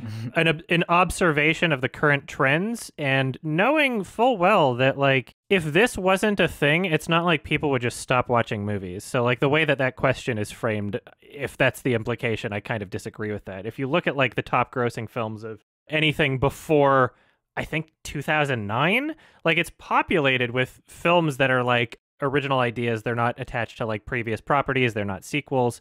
People still watched movies before like 2009, right? But then like after that point, you see it's just like, oh, like this is what studios are willing to invest their money in, and this is what audiences are willing to watch. Whereas like, I don't know, like it's you have to blame the audience as much as you blame the studios funding it, because both are symbiotic and both are responding to each other, right? But what is the audience? The audience is only human. Like they like what they like. Yeah, I feel exactly, people right? gravitate toward those superhero movies or that non-offensive content because they're like, these are really the kinds of movies I want to watch. Like we constantly see these pushes on, especially social media, for things like, oh yeah, we need more representation in movies, which is a fair criticism and a fair thing to want. But the way you do that is you support independent films, right? Like that's how you do it. And it seems like nobody got the fucking memo. It's like, yeah, Scarlett Johansson's going to get cast as the Asian character in this movie because name one female Asian American actor that will sell a script like Scarlett Johansson would. You go up to a studio executive, you say, we got Scarlett Johansson. That's going to get it greenlit, and that's going to get people to watch it. Like, unless you're willing to put your attention into smaller films and independent creators and help get them, the attention that would otherwise go to larger, Disney, own everything, Marvel, blah, blah, blah. Unless you're willing to do that, then you're not really, I don't know, like how much you can complain about it. Because like you need to prove to them that these are the things you're interested in seeing. If you want to see more trans people playing trans characters, go watch movies like A Beautiful Woman. You know, like go watch shows like Euphoria, where that's like actually happening, right? You have to actually vote with your wallet and prove that this is something that you want. You can't just like watch Marvel all day and then be like, why does Marvel do Marvel things? Right? Yeah. Like, that's like See, I vote with my wallet. I see dumb action movies like Indiana Jones and Marvel, and they keep making them. I'm voicing my frustrations with like a greater issue that I have with the filmmaking industry as a whole, I guess. Exactly. So, yeah. Yeah, you guys are both right. I mean, superhero movies I kind of see as they've kind of taken the place as your Indiana Joneses, your Star Warses. They are the self-insert kind of hero stories that everyone can relate to. The superhero story is just a great story, no matter who it is, you know? Spider-Man, Superman. And I mean, it's so broad. Yeah. And vague in terms of what can be included in it. It is more the business side of it, which is definitely, I think, what most people are criticizing with it. Just the, just the filtering of it. How, of course, the effect of someone who business-mindedly plans out a set of movies in the same way that like a TV show would. The first person to do that is going to be huge, and then cause a wave of copycats. And that's what just happens on repeat. So it doesn't really bug me particularly, but it is tiring, after a while, which is Marvel movie after Marvel movie. Yes. It's just like a part of my philosophy, and like I'm trying to be the change that I want to see in the world, which is why, I rope people in with funny haha meme shit, and then I talk about like film festival movies. And it's like, okay, you're sub to the channel. I'm gonna, you might have come here for the laughs, but you're gonna hopefully, be exposed to some films that you otherwise wouldn't have. And with my top of the year list or whatever, I hope to include things that will get people a bit outside their comfort zone, and hopefully there will be a chunk of people that realize like, oh wait, like if I actually do some digging, if I actually do look a bit beyond like what's being heavily marketed at me, there's actually some really great stuff there that I like. And the more people that do that, and the more people that support those, they have more power in the industry, and the more things can be made like that, the less restrictions that they would have, sort of thing, right? Yeah. If the artist that I loved had as much power as Christopher Nolan, we'd be seeing some fucking masterpieces. Not saying masterpieces don't exist right now, but like, holy shit, man. If Charlie Kaufman or, any one of my favorite writers or directors had like as much power in the industry as Christopher Nolan, it's like, fuck, we're missing out so hard. Yeah. Damn it. I have hope for that for films like the new Doctor Strange movie, which is directed by Sam Raimi. Like, I have hope for that one. Like, maybe Spider-Man 4? Or Spider-Man, I don't know. Who the fuck knows? Alternate title. Who knows? People want to see, like, kind of how the film medium has grown over time. I feel like they like seeing special effects, like visual effects. And the only people who can afford to make, groundbreaking special effects are the people who make superhero movies. Because that's like, that's what most people want to see. That's what makes the most money. It's genuinely impressive to see these effects in the Avengers movies or something like that. I always praise these movies for the visual effects because they are impressive and they're groundbreaking, especially compared to Indiana Jones and the Kingdom of the Crystal Skull. Like, it just looks like shit. Yeah, it's what you see them for. They are a big spectacle. Yeah, like Thanos is a pretty interesting effect. Like, I'd put him on the level of Andy Serkis's Gollum, I think it is impressive. You know what I also kind of realized about myself while thinking about the my apprehension towards starting something like WandaVision is I think that emotionally I had compartmentalized Marvel and Star Wars into these ideas that like where it's like, okay, I'm done, like I watched these things to be a part of the greater cultural conversation, and then we got Endgame and the fucking trilogy ended, and I was like, yes, I'm out. And then it just kept going, and I'm mad yeah, that's the thing. It's going to keep going for a long time. It's not going away. It will never stop, man. It's like it's that everybody expects me to weigh in on these things, and I'm like, fuck, like I thought I escaped. Yeah, it's because these things are really culturally significant for film. Yeah, like that's why I still talk about them, and I do like. I think them. Marvel's got decades left in it, man. I really think it's gonna stick around. I do too. It's really its own thing. I mean, it has to. It's still profitable, so. It's almost like its own film. It's like a it's genre. Its own, yeah, it's its own institution. White Sox X141 has a interesting one. My impression from listening to the podcast is that you guys all think movies... Wait, sorry, this is written weirdly. My impression from listening to the podcast that you all think of movies as of an art... Oh my god. My impression from listening to this podcast is that you all think the movies as an art form that you enjoy. Oh my god. You gotta proofread this shit sometimes, guys. This guy's an idiot. Did you understand what it was trying to say? Yeah, oh my god. My impression from listening to the podcast is that you guys all think of movies as a form of art that you enjoy. There you go, I had to fix it. What are some mediums of art that you don't enjoy yet, but you'd like to enjoy in the future? That's interesting. Poems? I could never get into poems. They don't make me feel anything. That's a medium of art. Do you like lyrics and songs? Because that's just true. poetry. I guess. Yeah. It's just poetry with a rhythm. That's true. Yeah, I want to go to more galleries. A few years back, I had like a epiphany moment where just this portrait in the National Portrait Gallery in London like really resonated with me, and I'd never really experienced that with just like chilling in a gallery before. I'd been to those in the past, but I don't know. Yeah. It takes the right moment to really connect with you, and that is, I don't know, it's quite a unique experience to go through something like that. I've been to an art gallery before. You know, I don't think there is a medium that I don't like the expression, you know? I've seen old portraits like that, like in a museum. I've like, wow, that's really cool. Like just to see an artifact of history. Like watching the Indiana Jones movies where there's Nazis or whatever. I'm like, wow, that's an interesting part of history. Or like marble statues. Those things are so cool. To answer the question, I actually don't think there's anything that doesn't resonate with me somewhat. Even poems, like you said, basically just a song, right? There are certainly things that don't resonate with me, but the question was asking if there was something that didn't that I would want to in the future. I don't believe there is such a thing, because anything that doesn't resonate with me is one that's because I don't like it. So an example would be fashion. I don't give a shit about fashion. I don't give a shit. I really don't give a shit, so I don't want to give a shit. To start giving a shit about fashion would be to impose a level of increased self-consciousness on the way I appear, you know, how I dress, you know, how my body looks like, which is like, that sounds like a negative thing to me. Why would I want to be more self-conscious about that? Yeah, you got to pick your battles up to a certain point. Yeah. I would like to be able to draw in the future. That would be cool. Oh, cool. It's not like I don't get value out of it.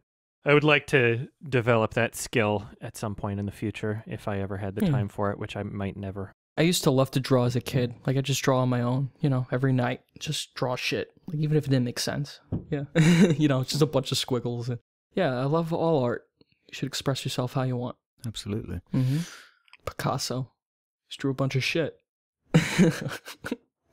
Yeah, I went to a Picasso gallery, actually. Cool. But I was too young. It was before it really connected with me. So, should we end on this one then from Skelly Dude 11?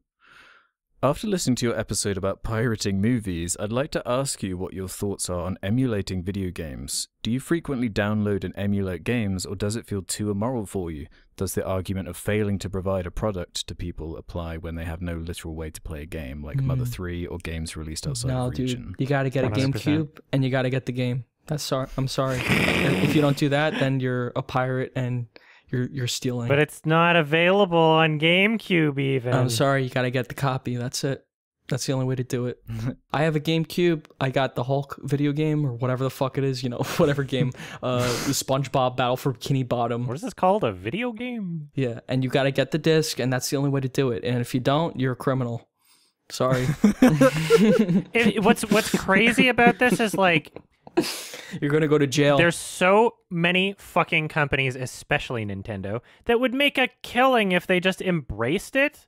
And we're like, fuck yeah, we're releasing this on PC. You can mod it. 100%. Whatever. Like, or fuck yeah.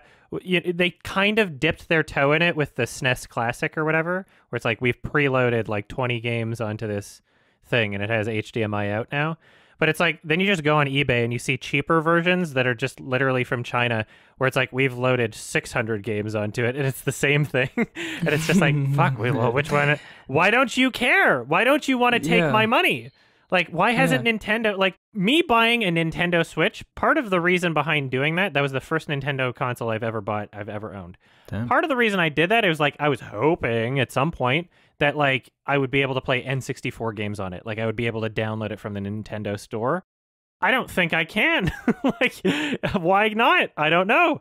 I mean, if I got an emulated or jailbroken version of the Switch, then I could. It turns out the pirates are providing a better fucking service. Why don't you want my fucking money? I hate it.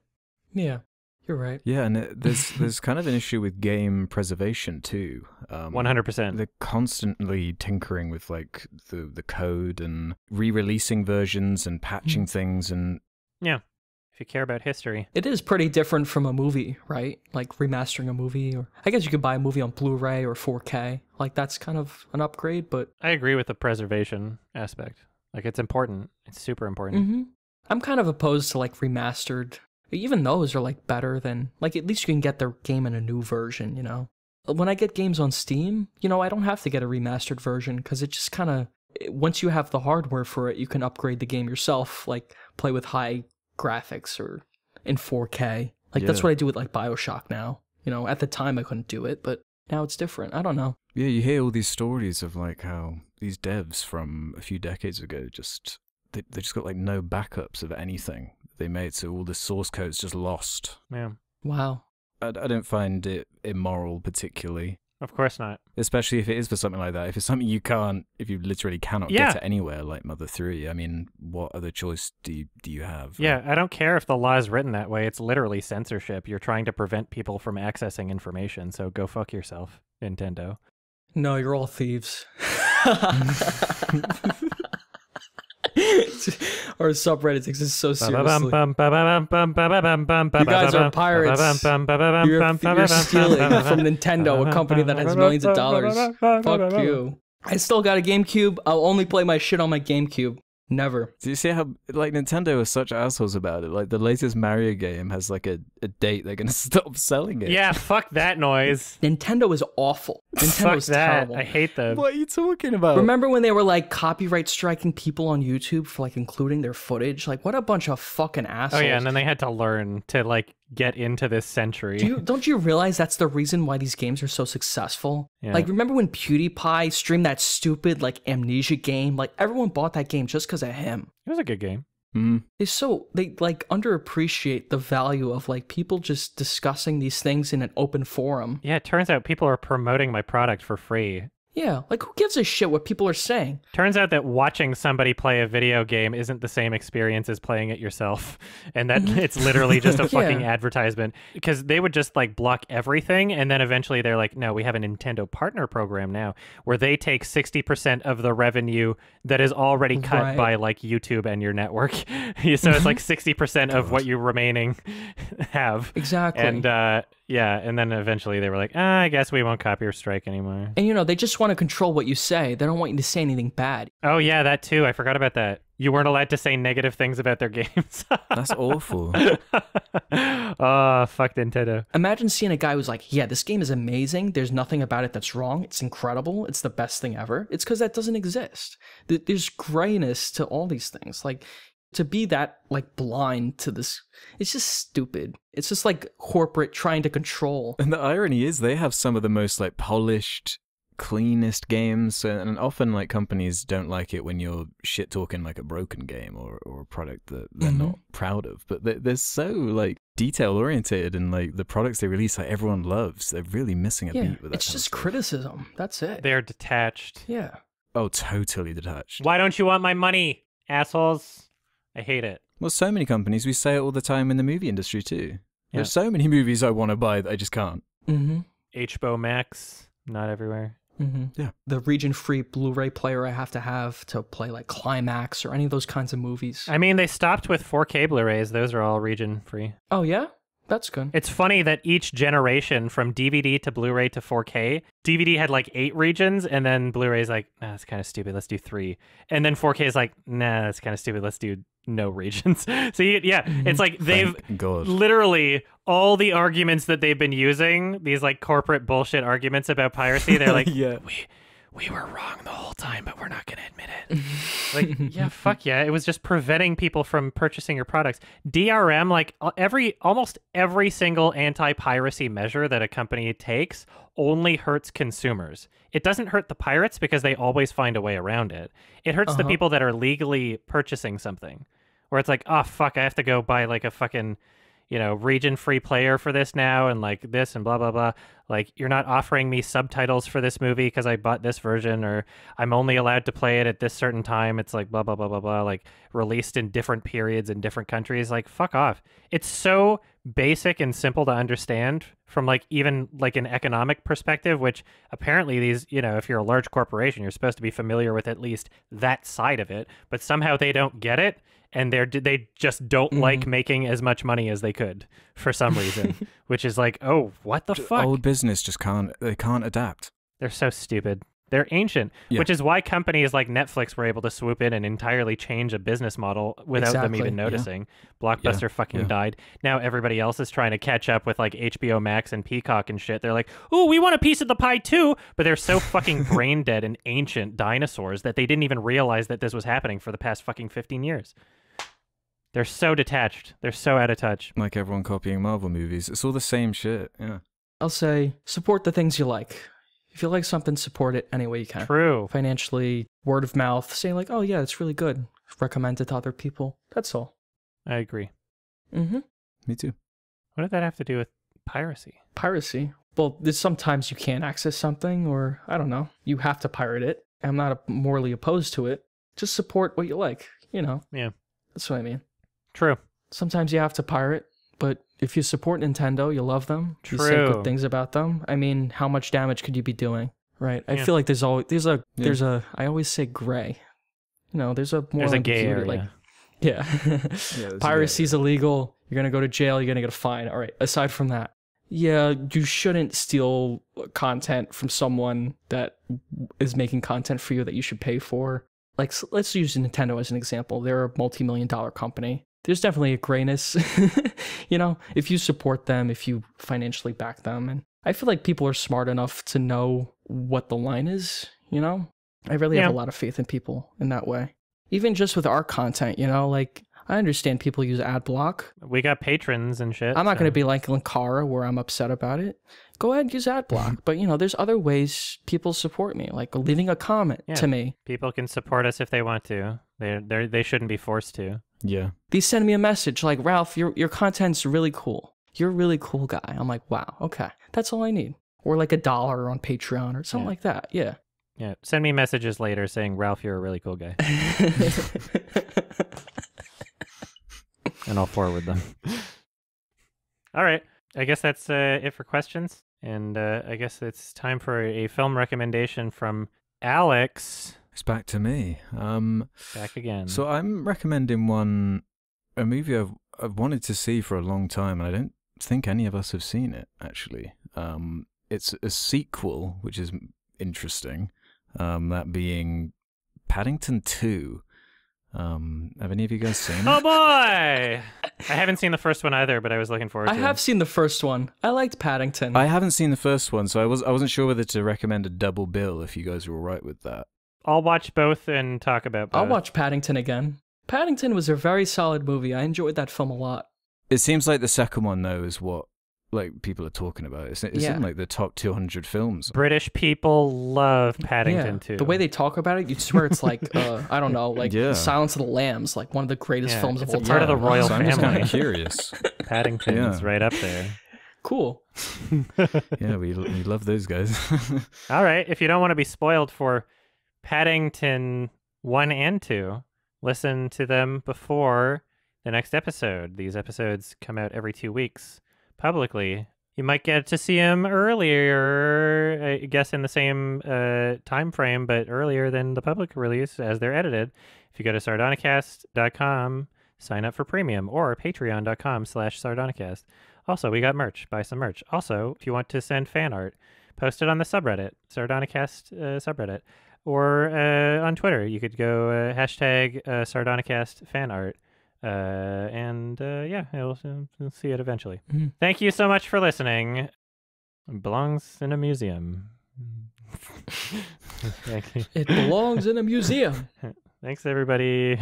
Bye-bye. We all get old and die. Bye. Bye. Synecdoche, bye.